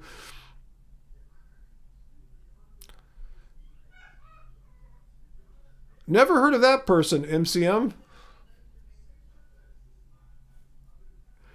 Oh, Bob, are you a billionaires activist? You're a nice guy there, Bob. Fighting for the rights of the billionaires and making people aware of how billionaires make our lives so much better. They make our lives so much, like, what would we do without, like, billionaires there to lend us a helping hand, solve real problems like homelessness and healthcare and all that. Billionaires fighting for the little guys. That's why they're billionaires, because they're such philanthropists and so compassionate, benevolent, helping us all little people out. Without the billionaires, we'd all just be living in caves, fighting with sticks and fire. We need the billionaires to have civilization.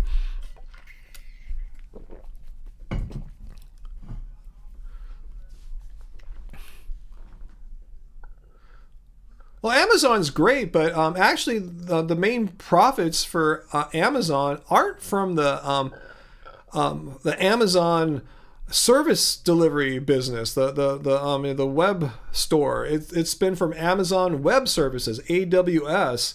That's been a primary, I think, a bigger profit center than the REIT or whatever you want to call it. What we know, most of us know as Amazon. But yeah, he should have talked about how great Amazon Web Services have been for having the internet function. Yeah, and Bill brings the point. Without workers being exploited, there wouldn't be any billionaires. Yeah, we don't really take kindly about shilling for billionaires here. Don't have a lot of compassion for billionaires. Hey, Patrick. Yeah, better late than never. Always good to see you here, Patrick. Yeah, people shouldn't worship billionaires. They're doing just fine on their own, Bob, and everyone else who like worships or likes to speak of the virtues of billionaires. They're doing fine. They don't need us poor people to defend them and justify their existences. They're just going to keep doing their thing. And if you want to enable them to do more billionaire things, that's your prerogative. I'm not going to shut down your free speech rights or anything like that. But I'm just saying, they don't need your help. They don't need your support. They're doing just fine. We should celebrate people who make our lives better. Well, I make people's lives better.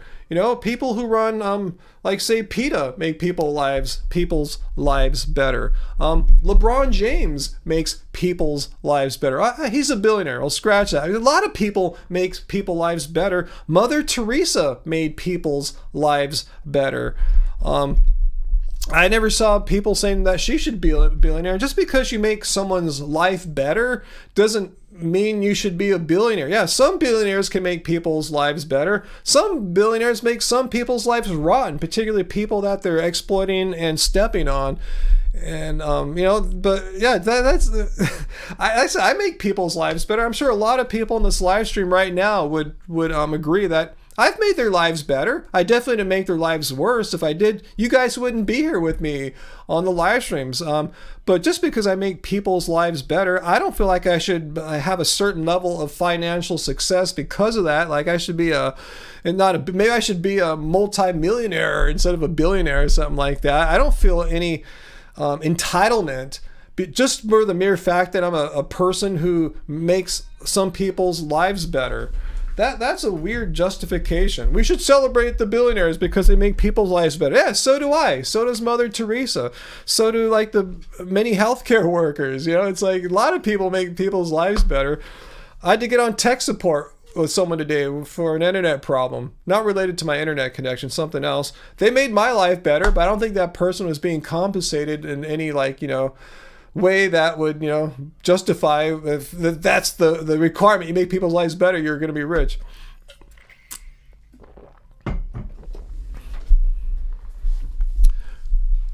Oh, Bob, we're not going to go down that. Now you're changing your point there. Billionaires make the whole world's lives better. Yeah, okay. Sure. All right. Should we even play with that or not, guys? What do you think? Should we even go down that road, or should we not take the bait on that one? What do you guys think?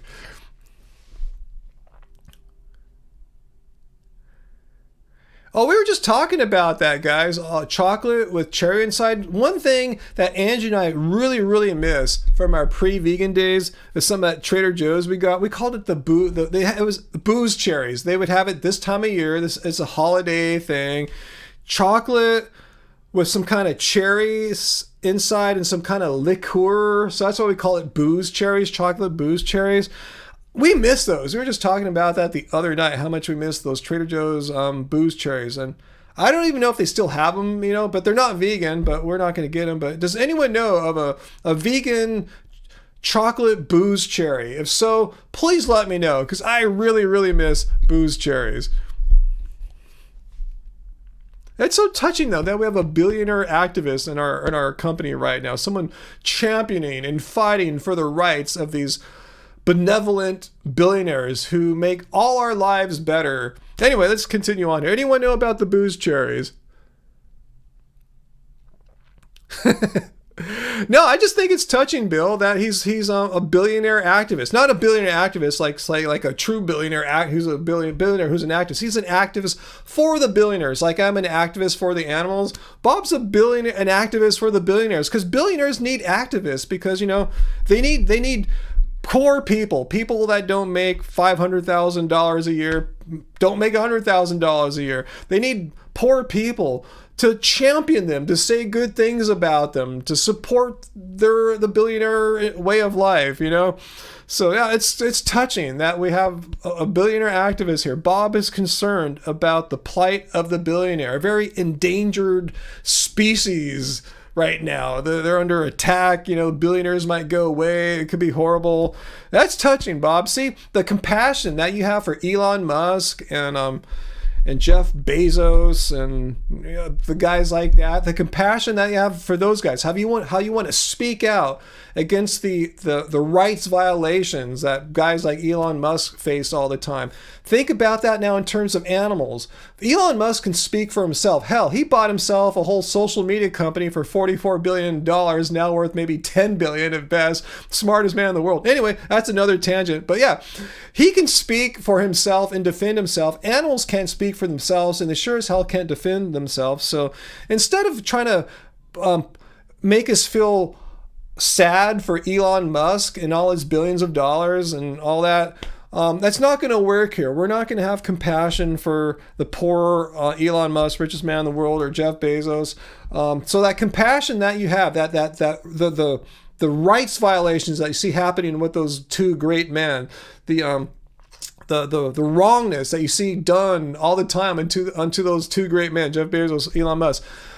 Turn your attention now to animals who have wrong things done to them, to rights violations that they have done to them. So those are the true victims. Jeff Bezos, Elon Musk, they can speak for themselves. They can defend themselves. They have all the money, all the lawyers, all the power to defend themselves. So we don't really need to as poor people, to use our compassion to help them. They're fine. They're going to be fine. The animals aren't going to be fine. So Bob, you understand the roots of veganism right now. It's compassion, not for billionaires, but for animals, victim animals who have no voice, few people fighting for their rights. But God bless you, though. I'm glad you could see that billionaires need people fighting for them, because they're victims. Billionaires are victims in our world. And animals, like billionaires, are victims too. So we need to, it would be good if you can, that compassion you have, just look over this way.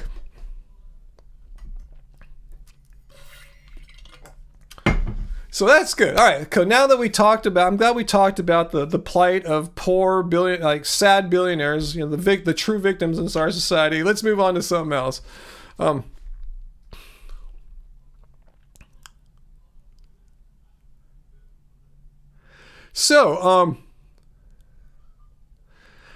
Seth, what do I have to say to all these veg curious lurkers in this chat? I just said it right there in my sarcastic, facetious way in my discussion about billionaires. If you have compassion for billionaires, why don't you have compassion for animals who are being slaughtered? Anyway, just if you have compassion, that's cool. Then you understand what compassion is, you know what it is, and you can understand, I can have compassion for non-billionaire types, like animals in exploitation. Anyway,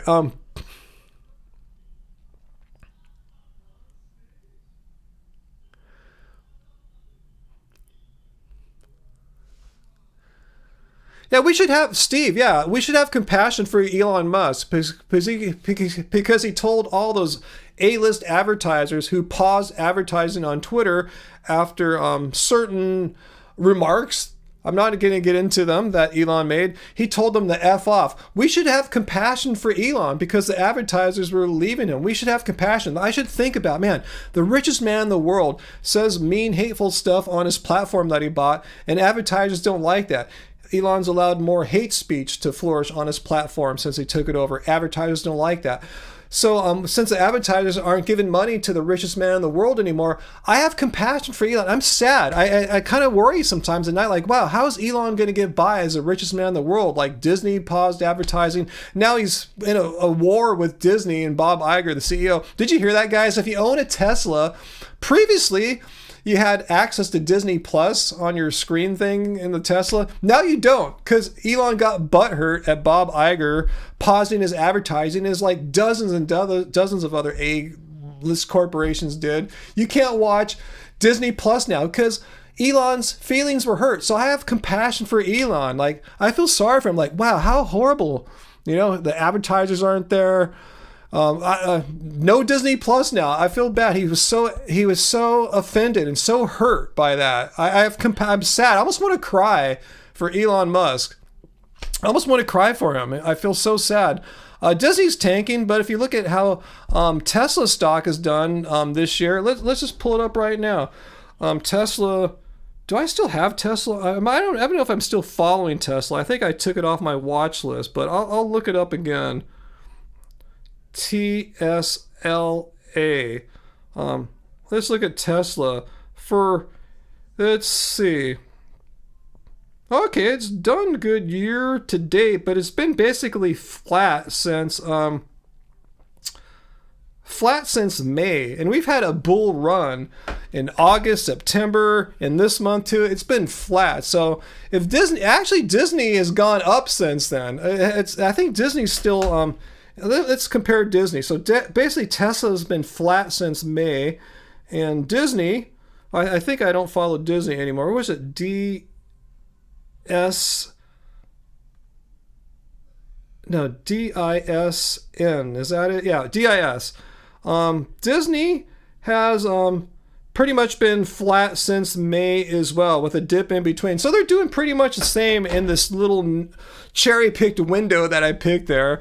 So now Tesla's a mess too. The Cybertruck, they said it's just ramping up production to scale for the Cybertruck isn't going to work. It's going to take a long time. Just the way the metals form, the size of the battery. He overpromised. You want to talk about our billionaire friend Elon Musk there? He promised the Cybertruck would have a starting cost of around $40,000 and a range of around 500 miles. Well, way off on both. Instead of a $40,000 starting price, it's $60,000. And Dr. Bear, let's do the how off that is percent wise. The formula is difference over original. So the difference is $20,000 over the original 40. It's a 50% overrun. It's 50% more than what he said it was going to be. That's a mess. And the battery range, instead of being 500 miles, it's like 250 or something like that. That's pretty far off too. So that's a hot mess. That's just one thing. And didn't Tesla just have a recall of about 2,000 vehicles? Let's look that up. Well, yeah, you guys know that. You probably heard that. Do you understand, Bob? There was a Tesla recall of about 2 million vehicles involving its so-called full self-driving technology, which is not self-driving, and let alone full self-driving. And he's being sued by California, my state, for false advertising, since he advertised it as full self-driving, and it's not. It doesn't do that. It doesn't full self-drive. He says, well, it's my free speech right to call it that, even though it's misleading. So no, Tesla's in a hot mess. But, instead of picking on Elon, I'm not going to say bad things about him. I have compassion for him. I feel sorry for Elon. He's probably crying at night, like, wow, I have to recall 2 million Teslas. That's going to be really expensive. And my Cybertruck, it's going to be really hard to produce that thing because of the weird angles I insisted it had and the metal it's made out of. And the battery, it's just too hard to get that giant battery in there. I feel sorry for Elon. So I understand, Bob, why you're an Elon Musk activist. I get it. You feel sorry. You cry a little tear as well when you read these horrible stories in the news about what's happening with him and Twitter and Tesla and all that. I cried too when Bob Iger said he's not going to advertise with them. I cried. I cry for billionaires because they're such good people. They have such good hearts. They're such loving, warm people. And to see a billionaire get sad like that and cry, I cry with the billionaires. I stand with the billionaires. Anyway, what's that, Dr. Beer? I don't understand how it's legal for Tesla to use its customers to beta test their self-driving technology on public roads. Yeah, even if the customers consented, the guy that gets hit on the street by, when they're crossing the street or on their bike or in another car, we never consented to that public beta test.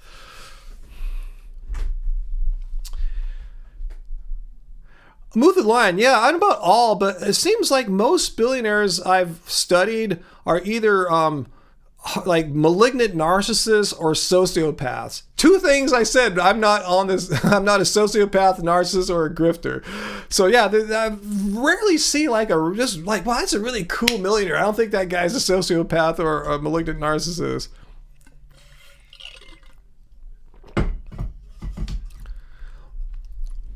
Oh, was it conservative vegan? Let me just check it out. I didn't really bother to see what the recall involved. Let me just take a look-see here. Tesla recall. Okay.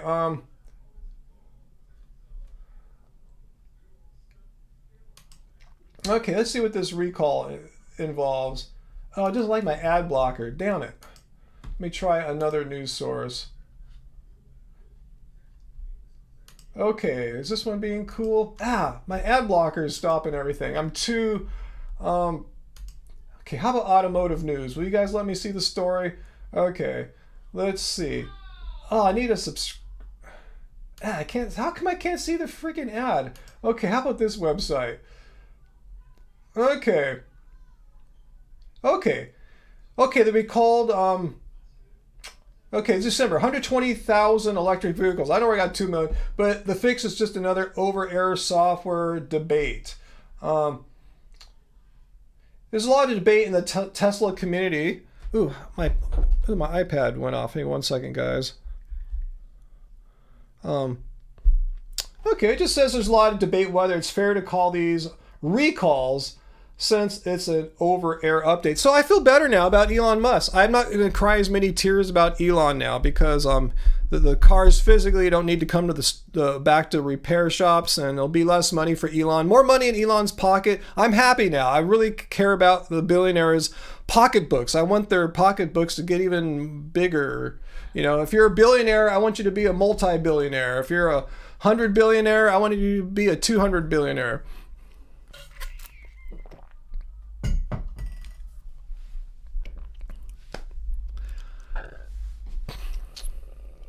Let me read Dr. Bear's comment here about billionaires. Billionaires should not exist and are fundamentally anti-democratic since the rest of us don't have lobbying money, power like they do to change laws in their favor. No one person should have that much power. Yeah, it's an uneven playing field when, first of all, we're competing against corporations who spend tons of money on lobbying to get their positions into law or made favorable for them. Now you have billionaires doing the same thing too. They're probably lobbying with their companies, and they have their own personal pocketbooks to influence as well. Things that I can't do. I don't have enough money to influence law.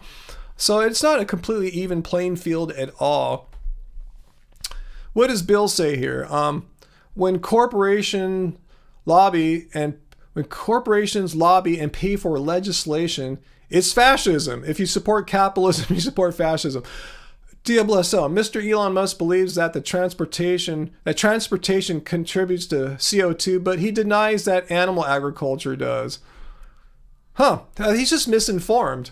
Basically, I didn't watch Ed's video. I just saw everything Ed made a video responding to Elon Musk's debunkings of veganism. I want to see it. I wonder what he found because anyone who debunks veganism, I'd respond to. So I wonder if it's about the Neuralink, the implants in the monkeys, the chimpanzees that he's talking about.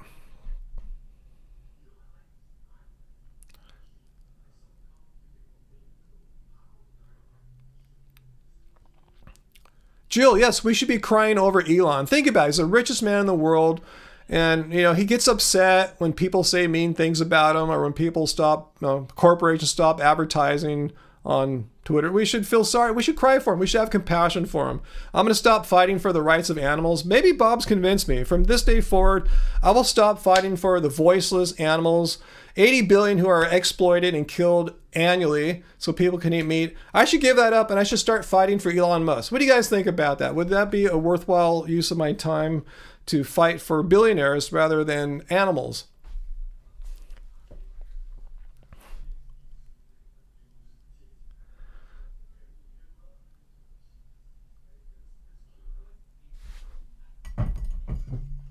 Oh, Bob, now the teachers, they're the problem. Teacher lobbies are the big problem, not like oil lobbyists or anything like that. Blame it on the teachers, the overpaid, underworked teachers that we just don't have. How come we're not a teachers activist, Bob? You're sitting here like defending billionaires like they're animals, being exploited, about to get slaughtered. But teachers, let's make them the bad people. How come we don't have compassion for the teachers? And how come we don't have compassion for the teachers unions? They're just doing their job, trying to look out for the best interest for their overworked, underpaid education professionals who are necessary for creating the next generation of people who are going to run the world and take care of us when we're old. I mean, they should have all the resources they need to fully, properly educate the upcoming generation. But the teachers are the bad people. I get it now.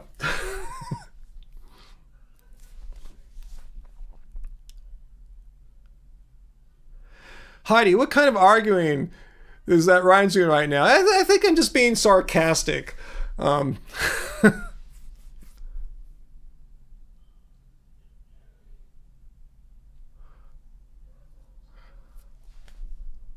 Fritz says, but we can vote with how we spend our dollars. And Dr. Bear says, agreed. And billionaires can do the same, which is why they have more power than they should. Because, yeah, billionaires are voting with their dollars, and they have way more dollars than any of us could ever dream of.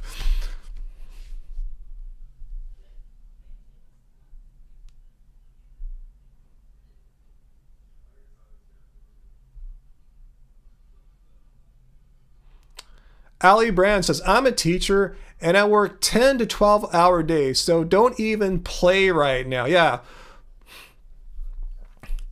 Oh, Bob, I love teachers. They work 9 months a year. Do I hear a hint of sarcasm / jealousy there? Like teachers don't work enough? They need to work more? Are you triggered that they have holiday breaks built into the school year? Holiday breaks that we don't find in other professions, like maybe what Bob works in? Is that what I'm hearing? I mean, that's just how the school calendar has worked forever, but Bob doesn't like that apparently. You hear that, teachers? He has resentment towards you guys because you have it easy, because you have too many days off because of the academic calendar. And that's your fault. You should feel ashamed of yourselves for being lazy teachers, not working enough here. I mean... where's the compassion, Bob? How come the sarcasm, or not the sarcasm and anger, or misplaced anger or resentment for teachers having more days off than what Bob might be able to get? I mean, that's not their fault. That's just how academia works. It's been like that since before we were all born. So don't blame that on the teachers. That's the system that they work within. But I'm hearing anger towards teachers, resentment towards teachers, and we should pity Elon Musk, who doesn't get these days off. That's what I'm hearing tonight.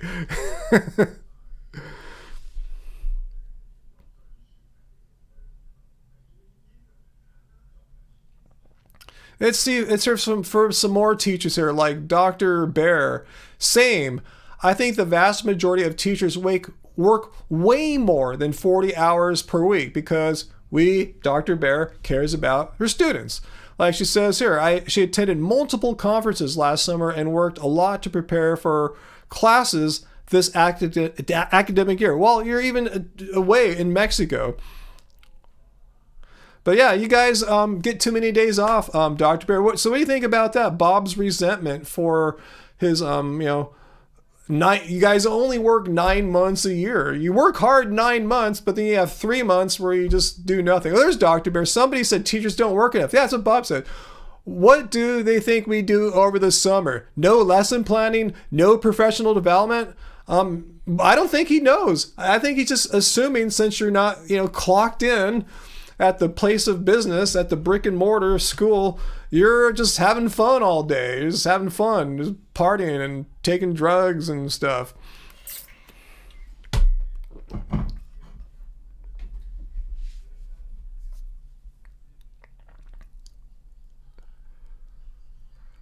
Yeah, Fritz here. Teachers often study each summer to remain licensed and improve their skills.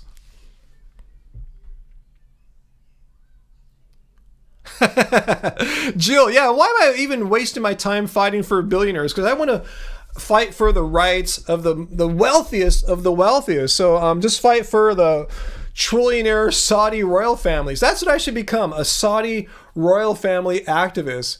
Yeah, screw Elon Musk, Jeff Bezos. Those guys are just, playing with kids' money there. Yeah, if I really want to fight for the rights of the poor, not the poor, but the much maligned billionaires, hell, I'm just going to go for the best, the richest of the richest.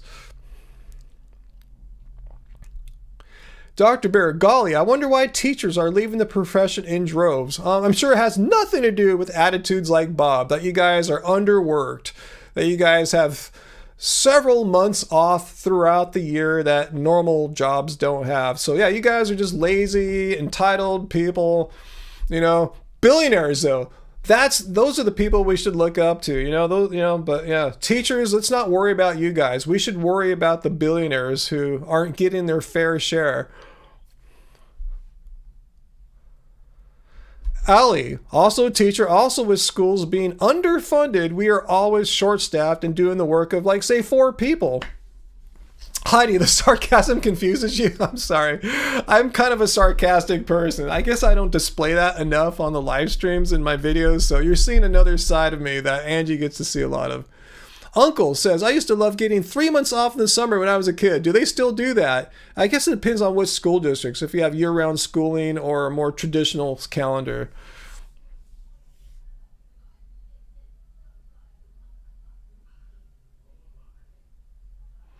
William 03. Well, you're not a vegan? Do you have any questions for me, William 03? Let me know. You said, Seth, I'm not vegan. My man just joined last Friday to listen and hang out. Well, let me know if you have any questions, and I'll be more than happy to end this discussion of fighting for the rights of the misunderstood, much maligned billionaire class who needs the support of us poor people to defend them and justify their actions because they're so great. And we don't care about teachers, though, because they're freeloaders and get too much money and work too low. But we'll end that whole discussion right now, and we'll talk about veganism. So anyway, let me know. Do you have a question, though? Gotcha, and I respect what y'all do. It's just not for you. I just kind of, I'm not here to judge you, William. I'm just curious. Why do you think it's not for you? Just curious, because I wasn't born vegan. I'm 56, and I went vegan in my 40s.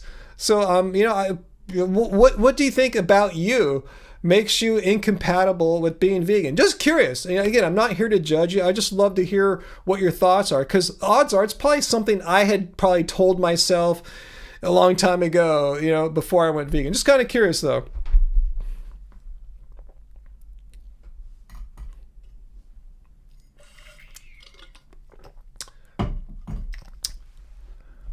Okay, let me read about Priscilla. Teachers tend to work during the summer school, or another job. Yep, I know many who do, and will have a second job during the school year because they don't make enough. Don't get me started on Papa Pros.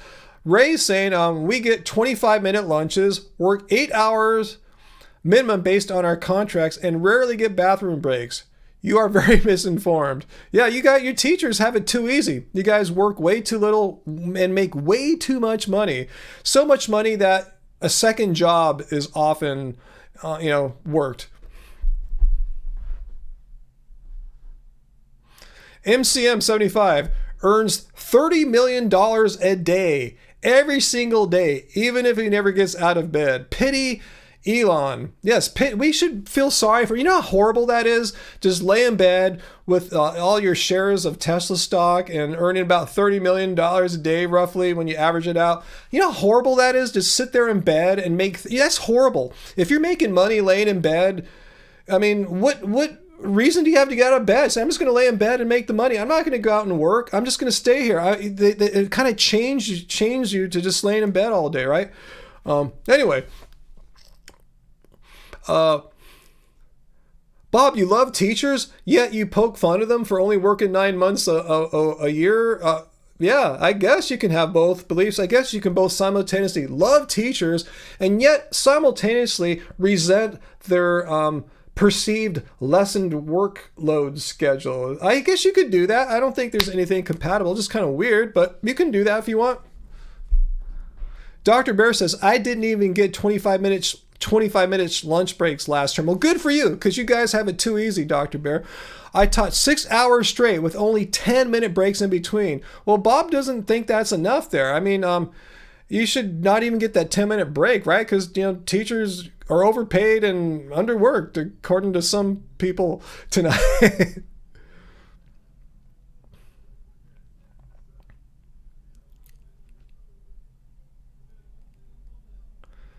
Okay, William, I was asking, you said veganism isn't for you, but you respect it. Okay, you love the compassion aspect for animals.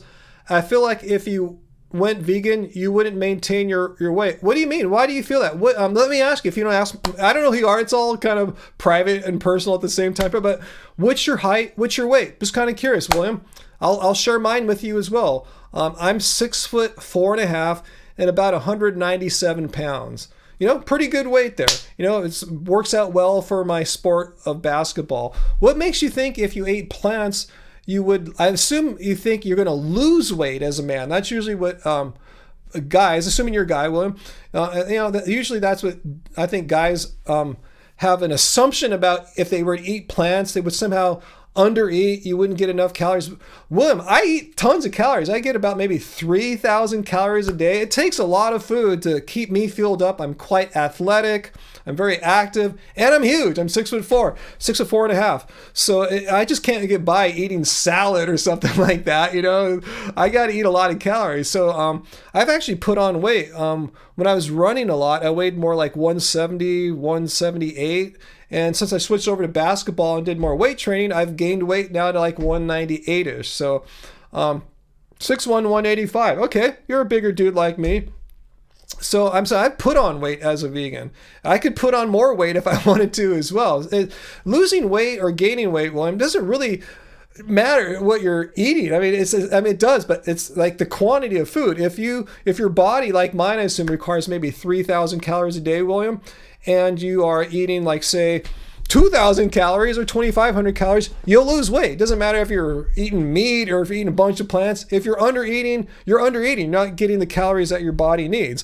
Likewise, if your body requires 3,000 calories, like ours probably do, and you're eating 4,000 calories a day or 3,500, you'll gain weight.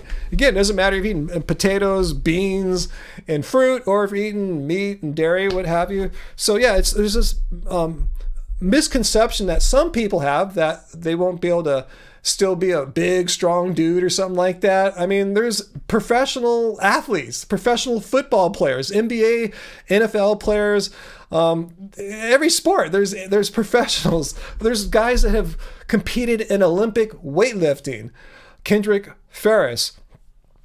And, in that year he competed. He was the only man from the United States to qualify. The meat eater weightlifters couldn't qualify. The vegan one did it. This was a few years back. It was like maybe 10 years ago. But the point is, there's no incompatibility with being a big dude and being vegan. You can maintain your weight. You can have a body for any style, anything you want. Bodybuilding, weightlifting, soccer, tennis, whatever your thing is, you can do it as a vegan.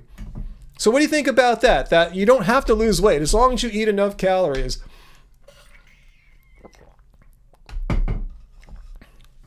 Did I see AJ? Hey AJ, when did you show up, AJ? I was talking about how we missed AJ. AJ says, William 3, I'm a fat 10-year vegan law. Yeah, you can gain weight as a vegan. Yeah, but I don't know why people think vegan means you're thin or skinny. There's there's that stereotype, and it's completely false. Vegans of all body types. I mean, anyway, oh, cool, AJ. You missed our whole discussion about fighting for the rights of the misunderstood, much maligned billionaires like Elon Musk. Like, we were discussing that Bob was acting as a billionaire activist. Not that he's a billionaire, but he's an activist for the billionaires. We went through this whole big discussion about how billionaires get a bad shake and teachers are overworked, underworked and overpaid. They have too much time off, but the billionaires are the ones we should be worried about. So you missed that whole discussion. So you're lucky. If you want to watch that later on, you can go back. But now let's see if we can help out William 03 here. About that. Yeah, Bill Seabury is, you're obese vegan. So if you want, to be a big vegan, you can. If you want to be a thin vegan, you can. There's nothing about veganism that inherently makes you gain or lose weight. Sean says, I have to plan to not gain weight. That's very common, yeah.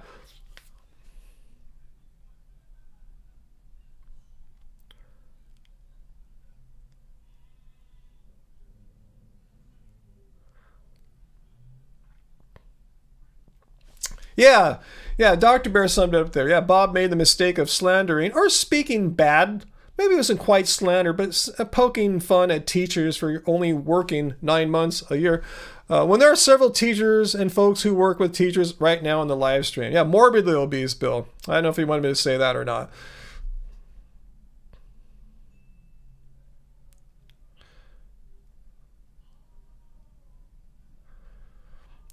Ali, yeah, I'm like that too. I'm with you, Ali. I often lose sleep. I lose sleep, laying in bed, worrying about those billionaires. I go, God, what's Elon Musk going to do, man? Like, all those advertisers aren't going to give the richest man in the world any more money for advertising on X, Twitter. And I worry about these guys, you know? Like, they're such great people. I worry about them as much as I worry about all these animals that are being exploited and slaughtered. It's like the same thing, you know? Going to slaughterhouse, being turned into hamburgers, like the same as, like, you know, laying in bed making $30 billion or $30 million a day, not doing anything, and worrying about, you know, if Disney's going to advertise on your platform or not. William, okay, you wouldn't be against trying a few months. Cool. I mean, that's the whole thing. If you see veganism for what it is, like you said, you admire the compassion, because that's, I don't want to show, let's see, here we go. Veganism it's about animal cruelty and exploitation, specifically taking a stance. You have a belief that animal cruelty and exploitation are wrong. And if you truly believe that, as it sounds like you do, William, and you want to be consistent, you have no choice to not eat. Yeah, you only can eat plants then. You have no choice other than to eat plants, because it's kind of hard to simultaneously believe that, yeah, I like animals, I believe they shouldn't be treated cruelly or exploited, while simultaneously paying the industries and businesses that bring meat to the market, meat to the restaurants, and have to kill and exploit animals in order to do that. So it sounds like you're here for the right reasons, William. And if I may recommend our book, that's all you need now. If you have the belief, the compassion, you just need to have food that you're going to be able to prepare. It's not too hard to make, stuff that's easy to make and affordable, and most importantly will fill you. Let me show you the first recipe of the Happy Healthy Vegan Cookbook, the Tuscan Kale Pilaf. We have this literally once a week at least. This is filling. This makes you can make it a number of ways. I prefer the Instapot. You know, it's not instant; it takes like half an hour. But anyway, it's like a ton of rice and beans and kale, some mushrooms, some sun-dried tomatoes. This is filling. This fills me up. I'm stuffed after eating this. I mean, I'm saying you just need some meals that will fill you up and make sure that you are not underfeeding if you want to maintain weight. So I would recommend the Happy Healthy Vegan Cookbook, and our bot should be chatting that link out. Well, I'm not sure if it's chatting the link out. Let me double check something really quick. I just saw. Come on. Let's see. Timers. Okay, it should be chatting the book link out. But anyway, I'll put a link to our book here. It's on sale right now. We brought it down from $25. It's all color. It's a giant book here, you see. And anyway, we brought it down from $25 to $18. And we'll probably keep it at this price for all of January for Veganuary. So let me give you a link to that. Our book.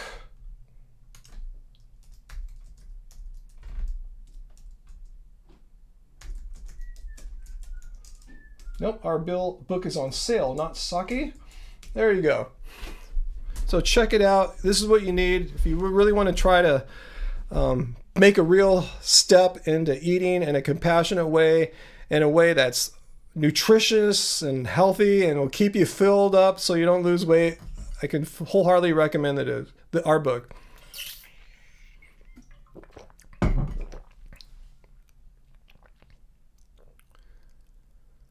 What's that, Sarah? You don't love cooking. You're not some chefy foodie. Yeah, but I love to eat, and I love to eat well. So you learned how to feed yourself. Allison, you bought one for your boyfriend's mom. Awesome. Thanks, Allison. I think I remember that order from a few weeks ago. Right? There was a lot, so I'm kind of getting them all jumbled up. But I thought I remembered your order. That's why we didn't sign our names like Dear Allison, and at least someone specifically said to. We figured a lot of those orders were for gifts. So we may have just signed our names, but we didn't say, hey, thanks for watching.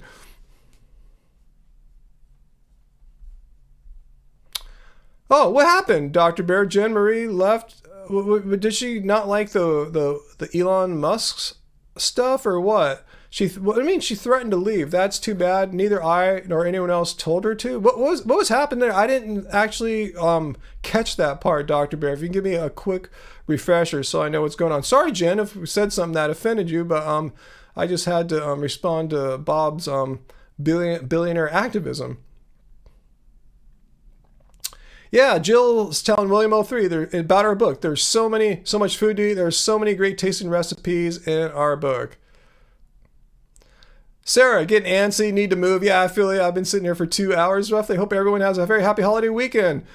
I appreciate y'all. Good night. Thanks for being with us tonight, Sarah. Good to see you as always.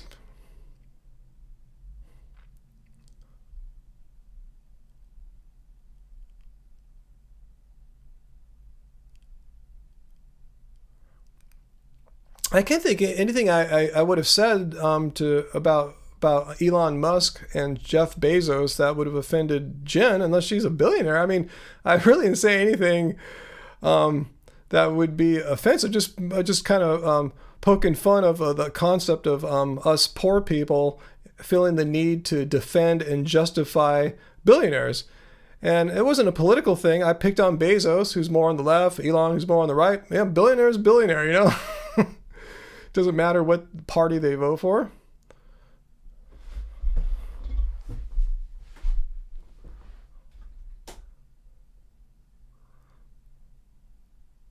Heidi, you missed what happened with Jen too. Cool. Yeah, I guess I'm not the only one. Yeah, please inform us. I'm really curious.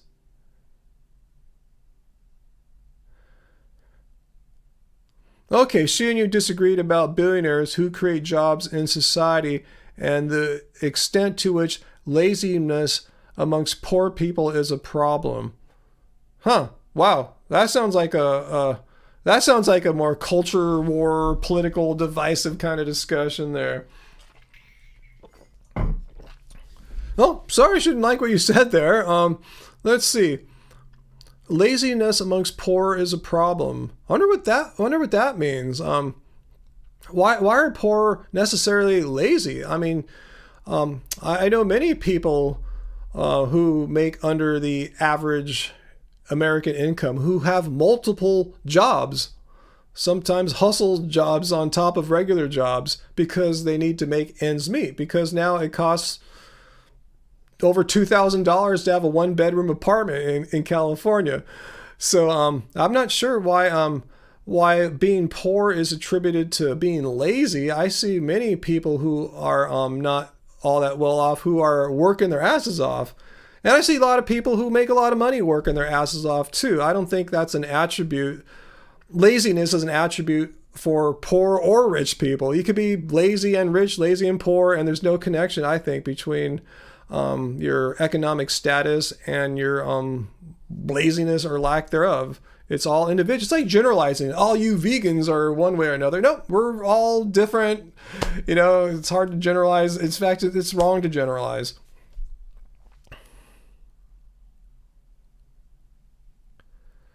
AJ says, I have poor friends and family who work hard, but sometimes can't keep jobs or transportation. Sean, if everyone worked hard, we would all be billionaires, right? If that's the logic there, if working hard is what separates the billionaires from all us poor people, well, yeah, if we all worked hard, we would all have an opportunity to be billionaires. And that doesn't really work exactly like that. There's only room on this planet for so many billionaires.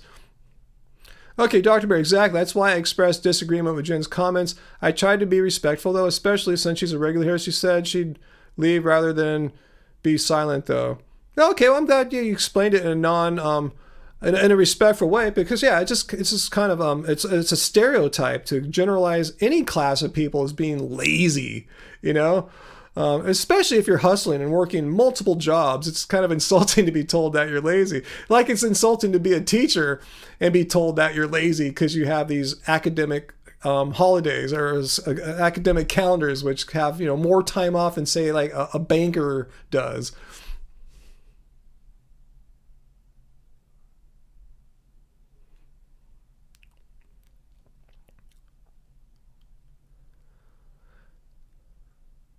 So anyway, yeah, Elon's, yeah, it's well known his parents owned a diamond mine in South Africa. Usually not something that like poor, lazy people have the capital resources to have.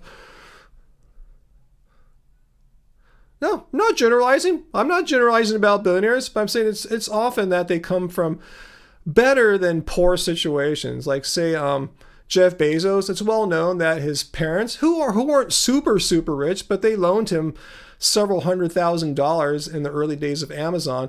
I know for a fact if I were trying to start a business in my 20s, my parents didn't have $200,000 to loan me. I'm just saying, that to be able to loan your children $200,000 to start a business, you're doing all right. It doesn't mean you're necessarily super rich, but it doesn't mean you're like working 3 minimum wage jobs either. There's some there is some help. There's some benefit coming from some money rather than poverty.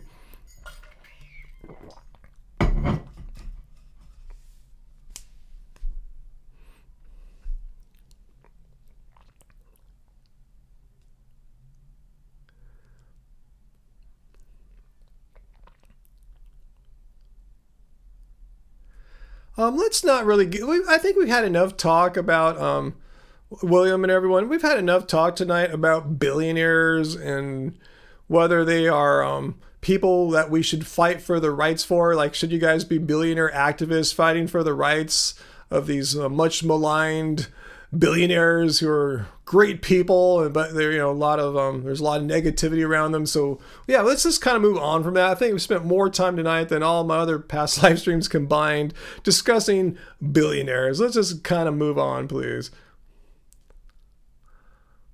You going, V? Well, good to see you tonight, V. Thanks for joining us. Always good to see our regulars.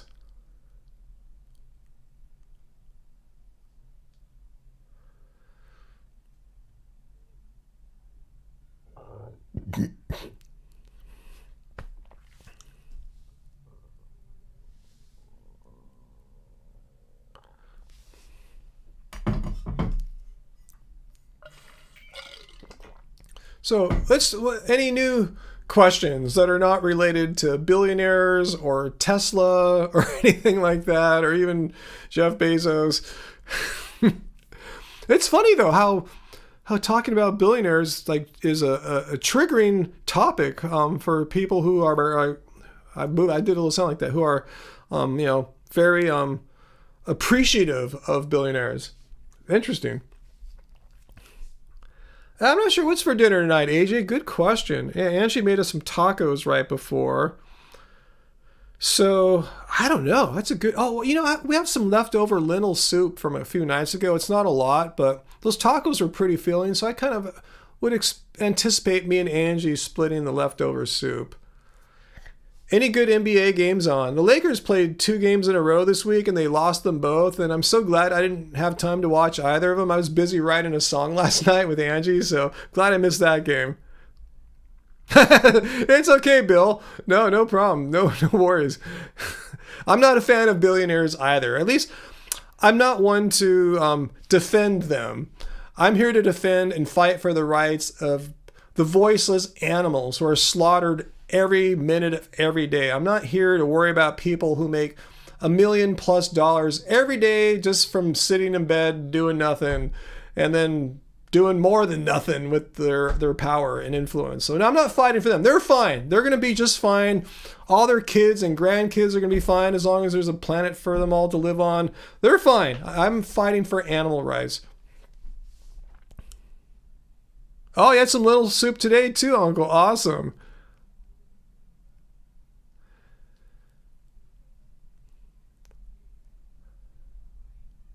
What's your theory on this, Dr. Barry? I don't want to go down the rabbit holes. I want to see your theory, though. I feel a lot of individuals defend billionaires because they want to believe we live in a meritocracy. Not really. It's scary to acknowledge anyone could become poor through no fault of their own. I mean, talk about working your ass off. Just try working on social media. You can spend, hours filming, producing a video, editing a video, then releasing it. You spend all week working on it. And no one watches it. You make $1 or something like that. I mean, you could. Thanks for the billionaire welfare fund there, AJ Finich. Thank you so much. Much appreciated. You're keeping the lights on and keeping our vegan activism funded here. So thank you so much, AJ. It doesn't go unappreciated for sure. But I'm saying is, you could work on social media like we do. I spent good part of Tuesday and Wednesday making my video about the 10 stupidest stuff said about veganism. If I were to get paid a fair salary, say a modest, say $30 an hour, and say I put $8 into it, that would be $240. I can tell you right now, sure as hell, I'm not going to get $240 of ad revenue for that video. I worked hard at that. It was one day of work. Maybe I'll get $15. I don't know, $20 or something like that. So what am I making? Like $2, $3 an hour or something like that. If you look at it like that, as I'm saying, you can work hard and not necessarily get the financial rewards that would be warranted for the time and effort, and in my case, level of knowledge and expertise I put into it. I'm just not some ordinary bloke. I actually know what I'm talking about when it comes to critical thinking and anti-vegan misinformation. So there's, I'm just saying in my example, there's really not a clear case of a causal connection between effort, time, and expertise put into a work and the remuneration, the financial payoff for it. What's that, Bill? You worked 80 hours a week or more for 35 years and it destroyed your mind, your body, and your life. You're now disabled and poor. Yeah, there's capitalism.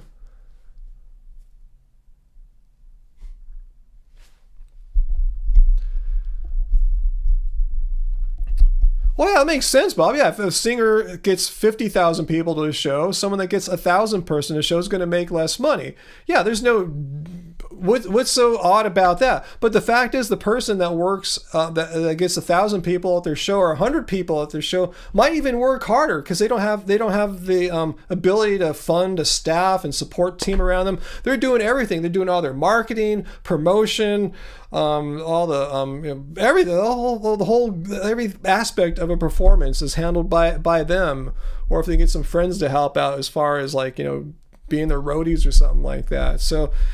Just again, doesn't mean that Taylor Swift works 50 times harder than someone who makes 50 times less. I'm not saying she's not deserving of it, but I'm saying this argument we hear from some people that if you make less money, it's because you're not working hard enough or something like that. That is a baseless argument.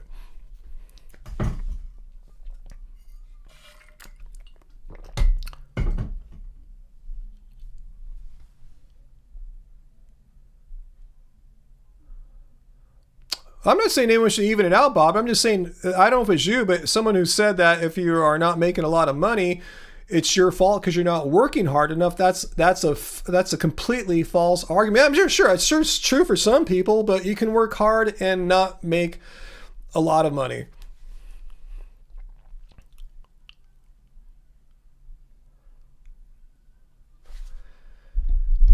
Let's see.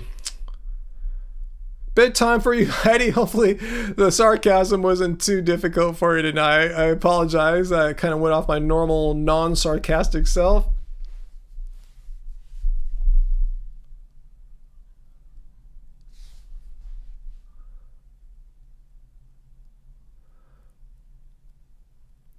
The argument is that a lot of people on the streets or assistants aren't working. They have substance abuse. So you're complaining about people that live on the streets aren't working hard enough because they have mental health problems and substance abuse problems. I'm not sure. Okay, that's true. I know it's a true fact that a large percentage of people that are homeless on the streets have mental health problems and substance abuse problems. How does that relate to billionaires? I'm not sure. Why'd you bring up that fact? I don't understand how that supports anything. Just kind of curious. I don't see the connection there. So you're saying like Jeff Bezos deserves what he has because he works hard and doesn't have mental health and substance abuse problems? I'm not sure why that even relates, how that relates to anything.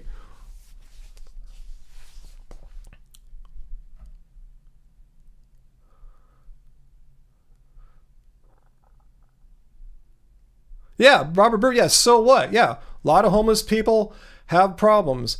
Therefore, give us the cash out. Yeah, what?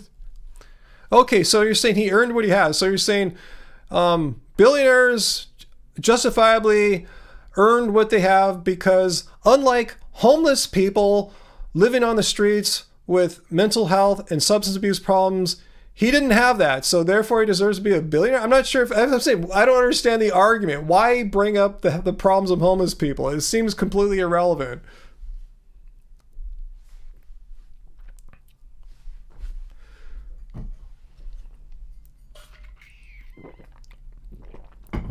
I've never heard someone try to justify billionaires by pointing out the problems of homeless people on the streets.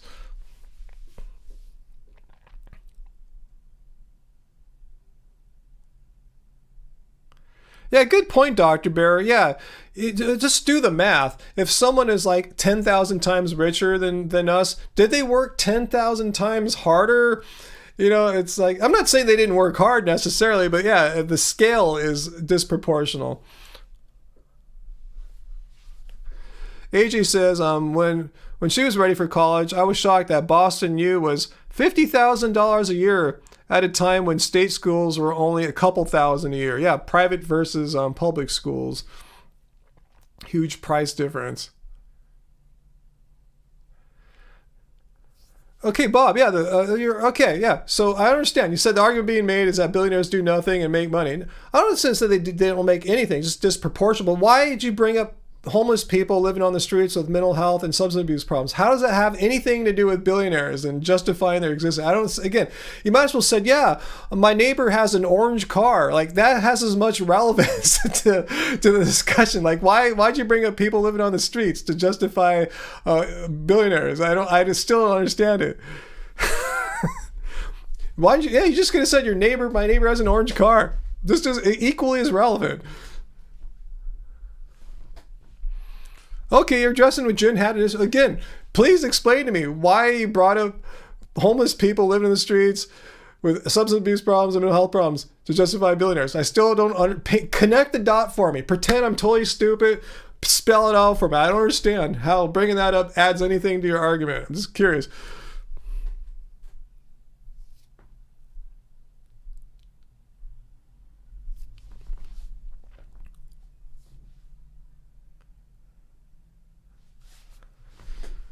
Does anyone have an idea what the connection is? How's the plight of homeless people relate to billionaires being cool? I just don't understand.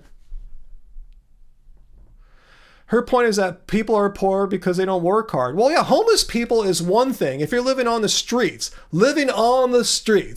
with substance abuse problems and mental health problems, that's a different kind of poor than, say, people who have 3 or 4 jobs, minimum wage jobs that they're hustling in between to make ends meet, not living on the streets. That's a whole different kind of poor. Yeah, technically, yeah, you can classify them all as like living in below the poverty level, but homeless people, how does that have anything to do with anything? Yeah, they're not working multiple jobs. They're living on the streets because of their substance abuse and mental health problems. How does that have anything to do with billionaires?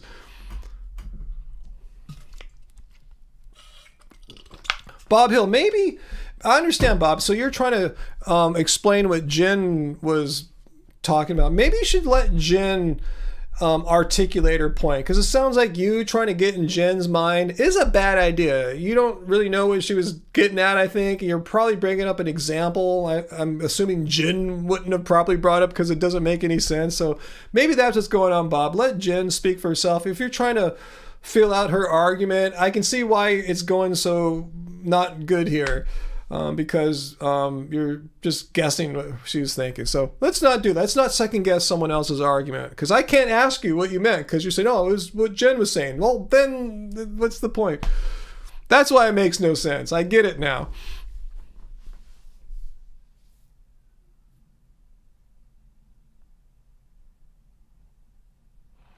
Oh, but I didn't say everyone living on the streets have mental health and substance abuse problems.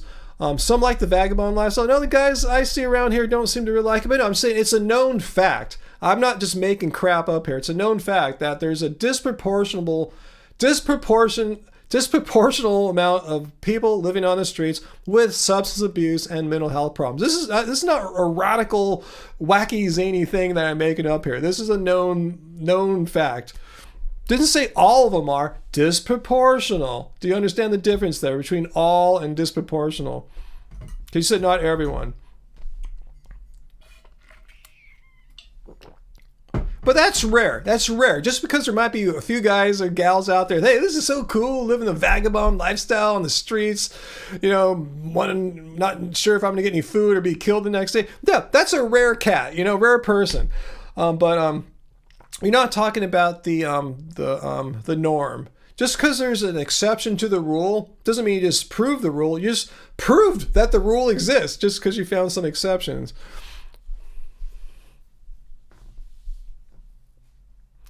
Ooh, good question there, Bill, for Bob. I would say he probably is.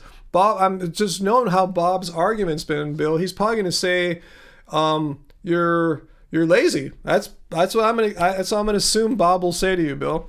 And it's sad. He'll probably say that to you.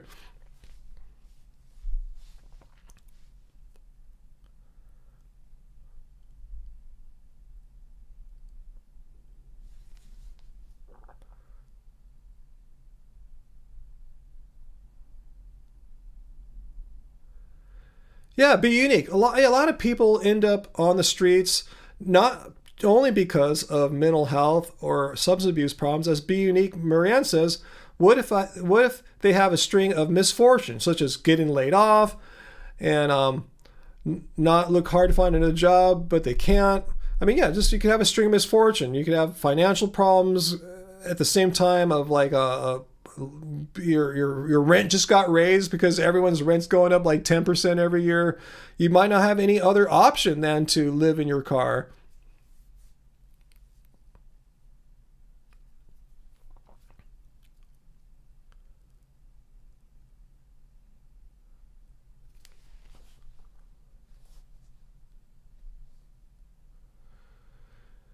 Yeah, look at AJ here. Your poor stepdaughter has a bunch of serious health issues and she can't even afford a car to get to the doctor appointments for money or meds.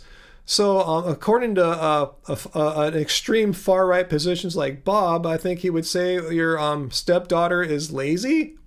If only she worked harder, she would not have the health problems and she'd be able to afford a car or something like that. See, what I'm seeing from this kind of far right position is it's funny. They want us to have, like, Bob wants to have compassion for Elon Musk and other billionaires, but I see a lack of compassion for humans, for people living on the streets, for people like your stepdaughter there, AJ, for people like Bill who have disabilities. I see a lot of not compassion, but we should have compassion for Elon Musk. That's what kind of troubles me, like how the compassion is so selective. It's, I'm going to have compassion for these rich guys, but all the other people who aren't wealthy and in fact kind of poor, you guys are all bad people, you're lazy and you have problems.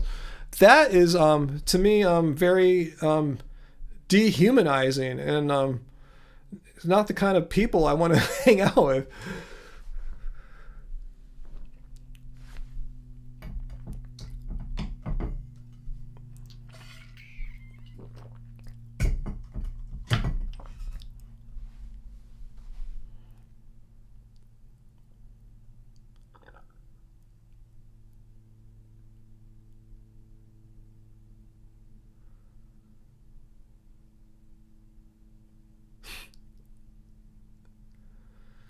Yeah, Jill. Yeah, we should have compassion for the most vulnerable.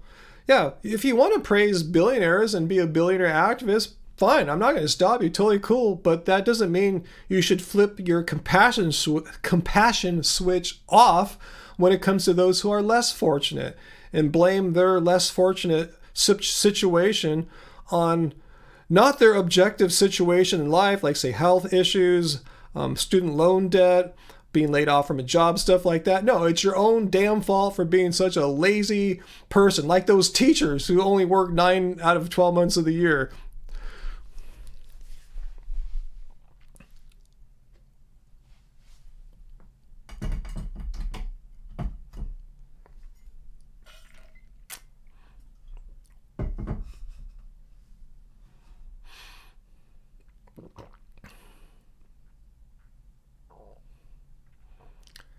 Bob, a lot of us, don't want mansions or Lamborghinis. Who wants a Lamborghini? That just, to me, in my personal opinion, no offense to anyone who, like Bob, who may own one. To me, I just see what a complete douchebag.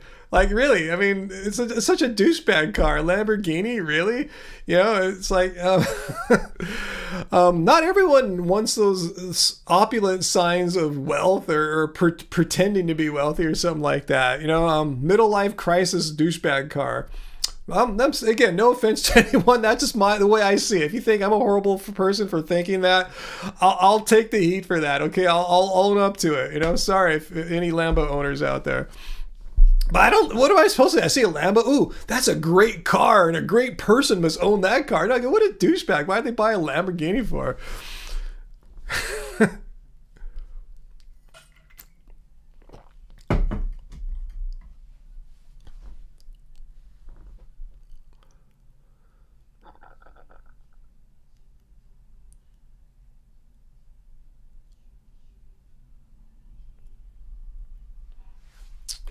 All right.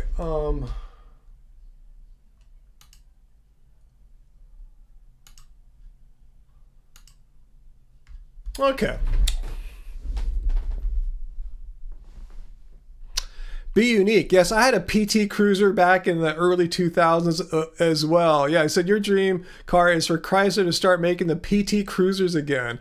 Yeah, it was a fun car. I like that. The only thing I didn't like about it is that it didn't have a lot of power when you really need to accelerate out into traffic. And mine had the stinky smell coming out of the air conditioning unit, and that always bugged me, and they never really fixed it right. But that was a fun little car to have, the PT Cruiser.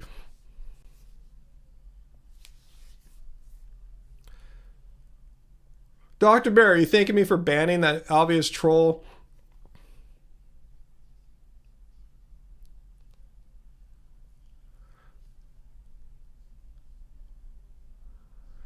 Hey Bob, let's just stop with the billionaire activist talking points. Someone who creates wealth has given back to society tremendously.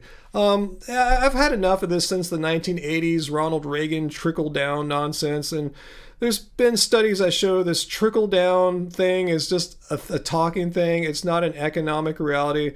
The fact is, wealthy people, they can create jobs, but you could be a billionaire and do nothing. Seriously, you could just be a billionaire, and there's many like this too, who don't go out and start companies like Tesla and SpaceX. Actually, he didn't even start any of those companies. He is a billionaire. You can just sit around and live off dividends. Seriously, if you have $1 billion, you could make, millions and millions of dollars a year just from dividends, doing absolutely nothing. And that's not really creating a lot of jobs for people. And you don't even have to spend the dividends. You just keep hoarding it, sitting on it. So there's not a necessary connection between having wealth and having that wealth go out and actually do things for the economy. You just could be hoarding the money yourself and not even doing much with it, not creating a job, just sitting around in your bed or on your yacht and collecting the dividend checks every quarter.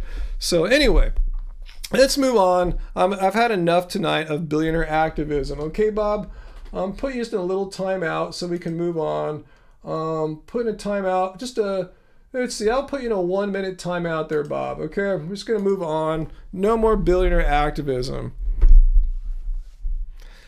Let's see. MCM, you purchased our cookbook or a cookbook in 2021. Could you say roughly, are all the recipes calorie counted and broken down to...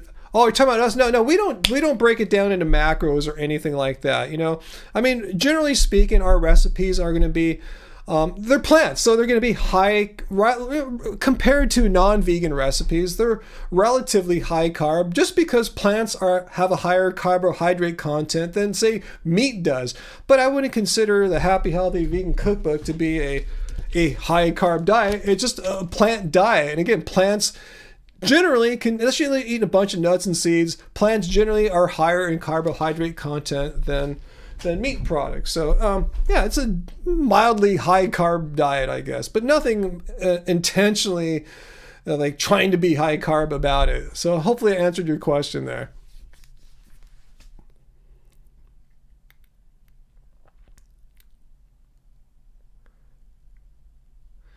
Dr. Barrett, did I ban the person using homophobic slurs? Let me know. I wasn't sure. I banned someone. I think that was who you're talking about. Let me know if that's the person indeed.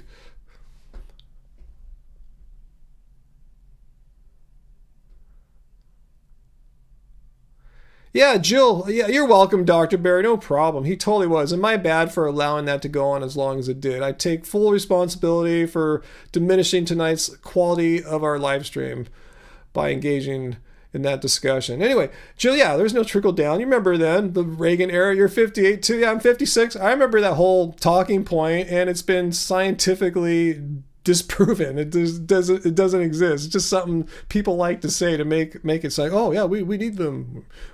Anyway, Skylar, I've been, is that a real person? I don't know. I'm going to put you in timeout. I don't know. I don't know. Skylar, are you a real person? No, I've been vegan since 2010. So yeah, a little over 13 years.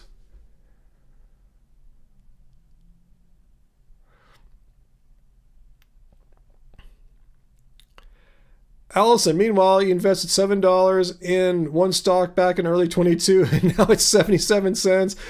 Yeah, that's why I prefer funds that are instead of buying single stock and buying one company. And I have a couple. I get ETFs that own multiple companies, so you're more diversified. So if one company and the whole bag goes down, you still have another 98 stocks that'll keep it up. So yeah, that's the dangers of investing in one stock. Yeah, kind of tricky stuff. I would as an investor not advise not to have too many single stocks like that. Have be a low percentage of your portfolio.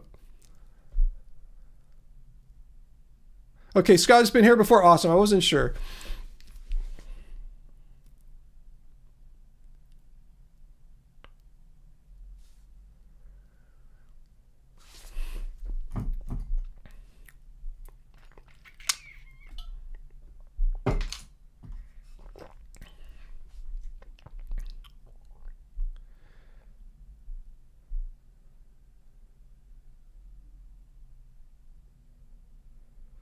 Let's see.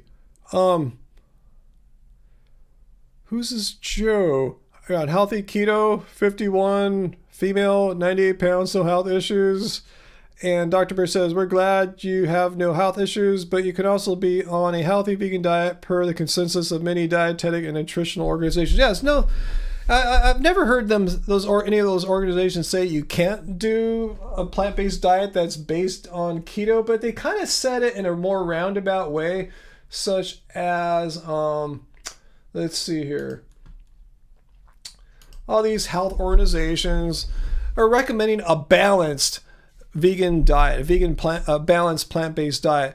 And to me, balance means being inclusive, not eating in a restrictive way. And it can be argued, I think, without going too far on a limb, that certain vegan ways of eating can be considered restrictive, such as a raw vegan diet, not excluding all cooked foods. That's restrictive. You're not getting the whole balanced spectrum of plants. And likewise, getting your body into a ketogenic state via eating only or primarily high-fat plants. Again, in order to accomplish that, you're having to exclude plenty of fine, healthy, lower-fat plants. So the guidelines don't particularly recommend any one way of eating, but they do recommend a well-planned, balanced vegan diet. So balance means non-restrictive, eating a balanced food array. But yeah, if you want to do that, Joe, if it's working for you, cool. I'm just saying, yeah, you don't have to do that unless you really like it. If you're into keto and it makes you feel good, I'm not going to be the one to stop you. You know, if you're healthy and your blood labs are good and doctor's cool with it, keep doing it. I'm not going to stop you. I'm just sharing, just expanding on what Dr. Bear said there.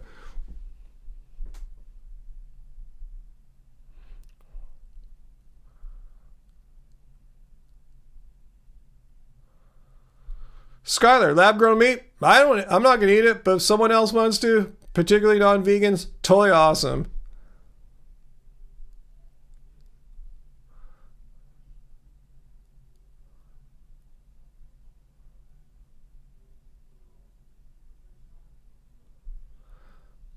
Yeah, Diablo So. Yeah, we weren't all born vegan, as Diablo So says that, Joe. We all liked meat before. After going vegan, yeah, don't miss meat at all. Plant-based foods taste so much better. Yeah, there's no need to eat meat. Jill, I don't think we have any plans for Christmas, to be honest with you. I'm sharing it with you, Jill. I don't think we have any real plans for Christmas. Yeah, Uncle, there's so much variety in plants that are tasty.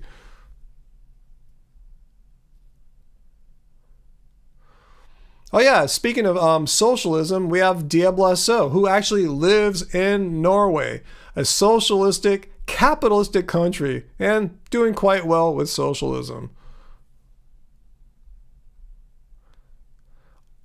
MCM, we really don't use that much oil. We don't really own any oil. Not for any particular reason. We're just not big fans of it. So I don't know if I would say I avoid oils. We just don't own them. But I'll get them when I go out to restaurants or stuff because they'll still cook with oils. We just are not big oil cookers.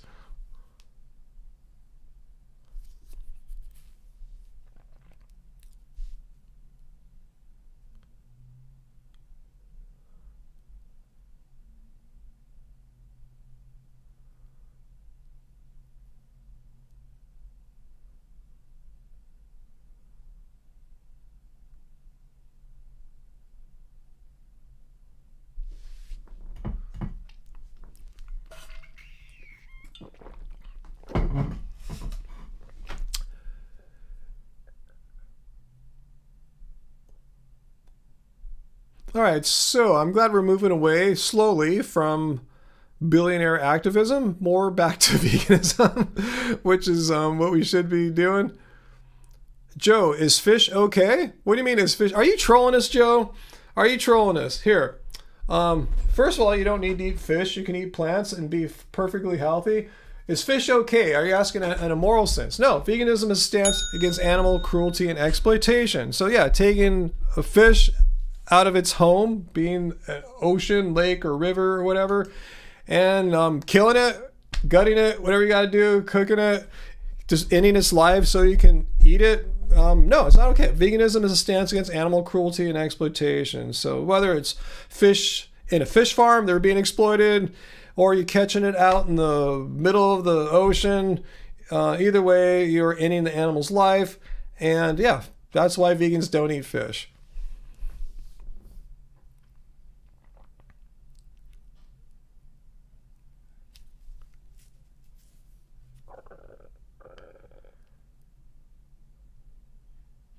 Yeah, fish are okay if you don't bother them, Allison, 100%.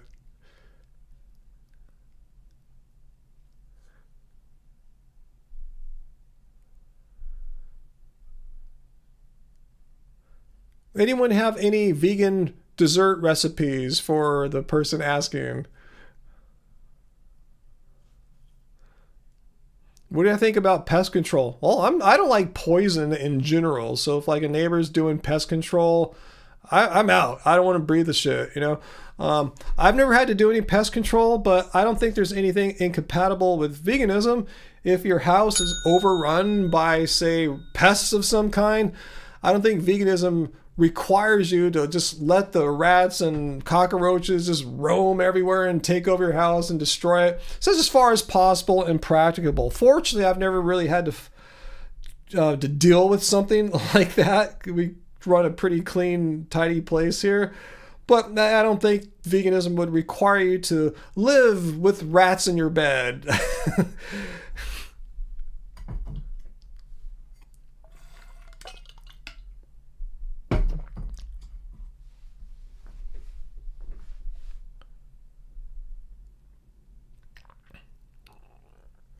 Okay, well, Spudeos, if you have a friend who lives in France and she says no one is happy there, I believe that. That's all we need. One person to say, yeah, everyone in the country is unhappy there.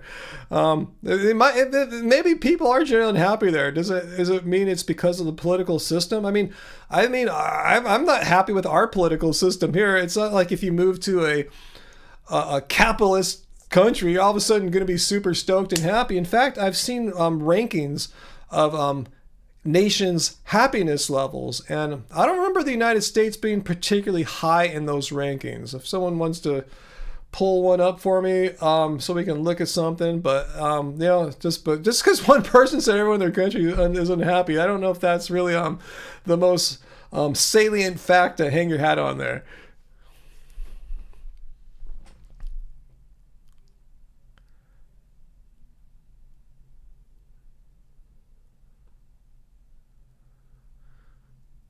But yeah, I would totally live in south of France. Looks amazing. What I've seen there, living in like Provence or something, that looks like a dream. I think I'd be quite happy living in Provence.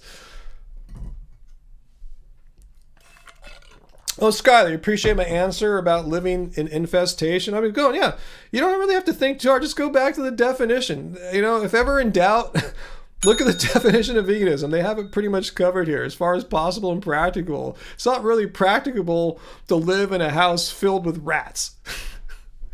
Best thing to do is to not create a situation that attracts rats to your house. So that happened to me. We had a compost bin out in the yard many years back, and it was successful for a long time, but after a few years, rats started finding it. First I found one, I opened it, oh, there's a rat. Come back next week, oh, there's 2 rats. Come back the next time, there's 4 rats. Like, okay, we need to do something about this. So yeah, cleared all the stuff out of it, all the composting fruit, throw in the trash now. We don't compost anymore. And guess what? The rats are gone. So yeah, best thing is if you can avoid the situation entirely. That's the best situation. But if you can't do that, yeah. Anyway.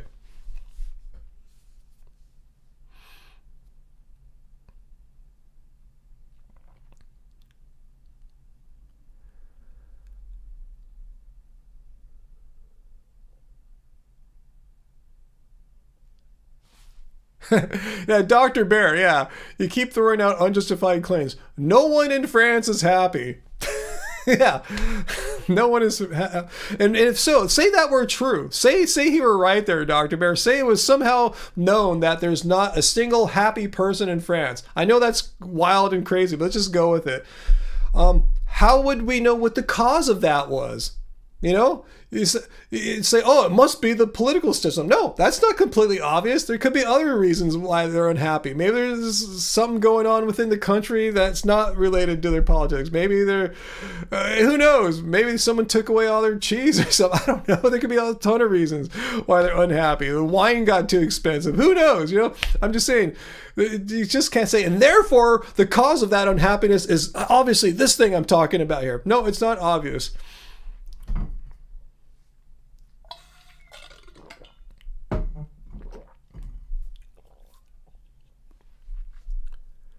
Bob, no. Let's not talk about unions and all that crap again. I see Diablo is you're responding to him, but let Diablo he came late. He's from Norway. You had a lot of free speech tonight about American capitalism. I think Diablo has every right to talk about his experience as someone living in a socialistic, capitalistic country like Norway and sharing his experience with us all so we can hear his perspective. Because most of us don't live in a country like that.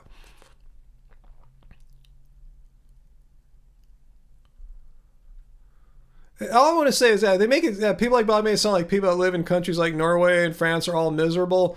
Diablo has something quite contrary to say, and I would listen to him more than someone who has probably never spent any meaningful time in places like Norway, as opposed to Diablo, who is Norwegian and lives in Norway. Oh, my shirt. Yeah, these guys don't make shirts anymore, but these guys used to make these cool vegan shirts here. Plant-powered, vegan, strength.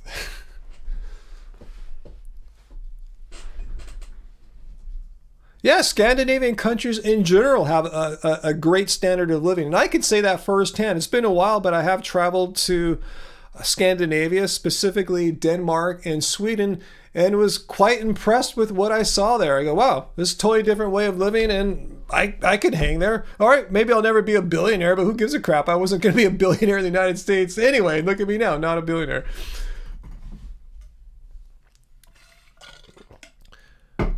Jill, can you ask it again? I'll try scrolling about your question about those products. I don't see it, Jill. I scrolled up quite a way. So if you don't mind asking again, I'll be on the lookout for your question about Guardian and stuff products.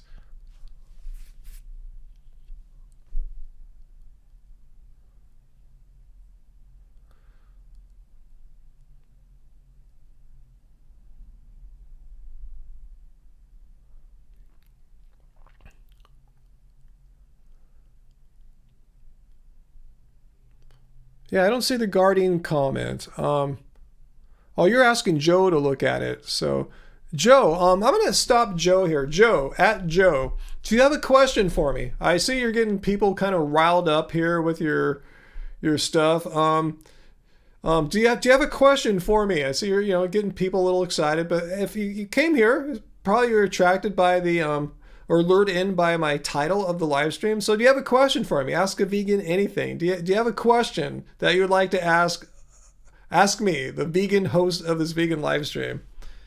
That sounds good, Dr. Bear. I'm really starting to think about dinner myself too. I'll be going here in a second, but I'll see if I can answer a question for Joe before I go.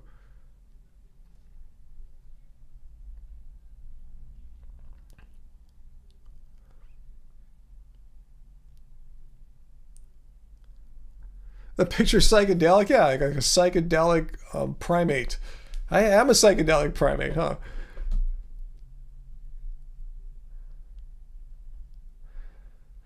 Let's see. Let's get Joe on here, and then we'll call it a night here.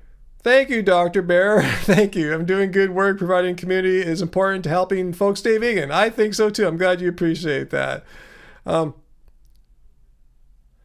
Joe, do you have a question? I see you talking to Robert. No, me. I want to answer Joe's question, and then we'll end the live stream. So, Joe, let me know if you have a question about veganism, something you want to ask a 13-plus year vegan who's in his mid-50s. I've seen a lot, experienced a lot, so let's see if my experience can help you out. Oh, she's talking to you, Robert Bird. Okay.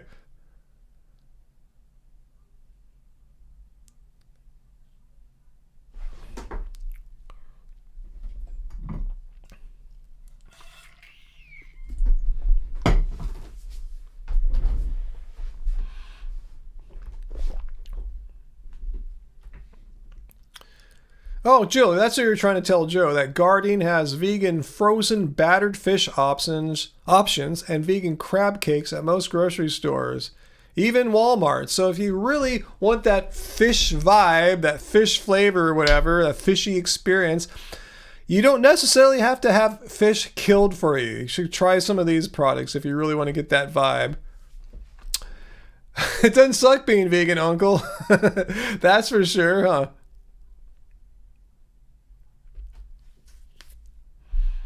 Bob, yeah, good answer to Skylar's question there. The overpopulation of some animals and some habitats is because of the lack of natural predators that once existed. It's a human-created problem, and humans could try to fix it too. They don't necessarily need to kill animals too. They can, at least in some species, I don't know how they do it, have it so that animals are not, let's say, like spayed or neutered or something like that. So they don't need to necessarily kill them, just not have a next generation come. But yeah, reintroducing the natural predators back in could restore balance. So yeah, humans created the problem, and humans owe it to the animals to try to fix the problem in the most responsible, least harmful manner, I think. So Joe, you don't have a question for me? I was waiting for you, Joe. I don't see anything from you, Joe.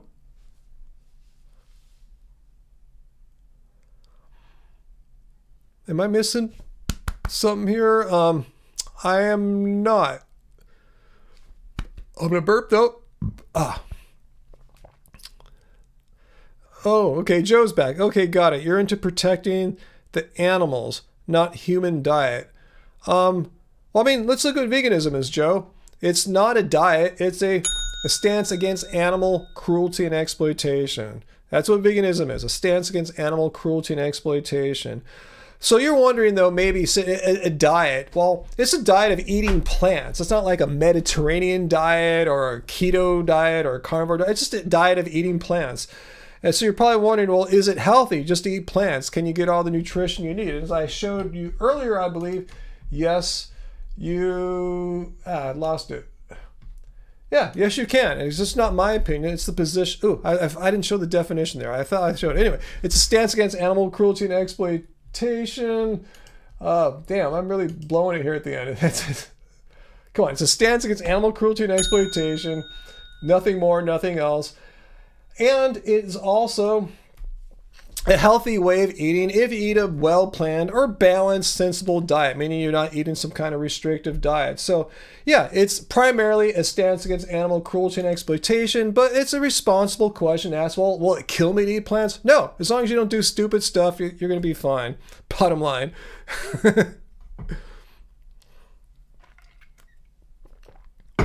So hopefully I answered your question there, Joe.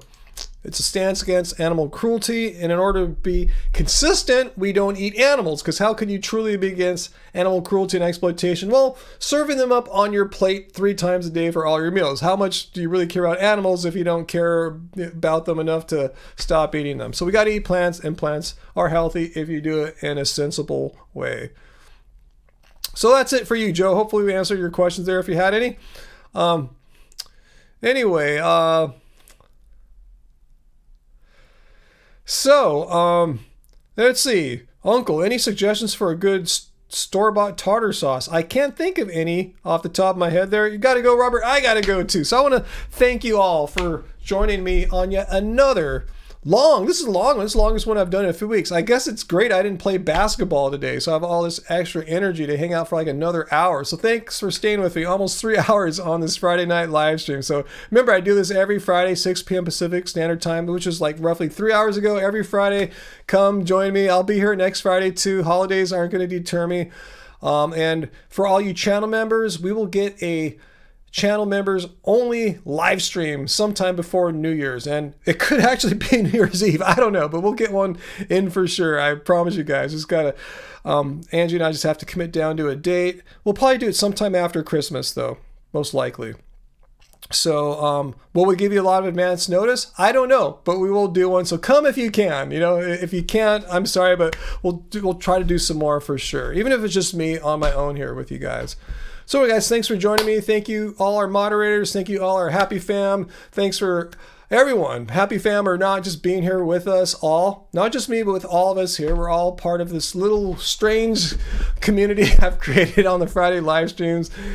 And it's, I tell you guys are my main community. Since I'm an INFP, I don't get out that much. And I get out with you guys every Friday though. So thank you. You're part of my mental health regimen here, chatting with you guys every Friday. Appreciate it. So thanks everyone. Not sure what my video schedule will be like next week with the Christmas stuff happening. Not that I have big plans, but I know a lot of you guys travel. A lot of people don't watch YouTube. So I'm not sure, but I should get another video out, and for sure I will do the Friday live stream, and we'll do a Happy Fam live stream. So if you want to be part of that, join. Click the subscribe button down in the show description or next to the notification bell, and you become a member for like, was it like $1 or $2 a month, something like that. You get all our little perks, little discounts and stuff. So if not, still we'll be here for free forever, as long as YouTube lets me do live streams, guys. So thank you so much appreciated.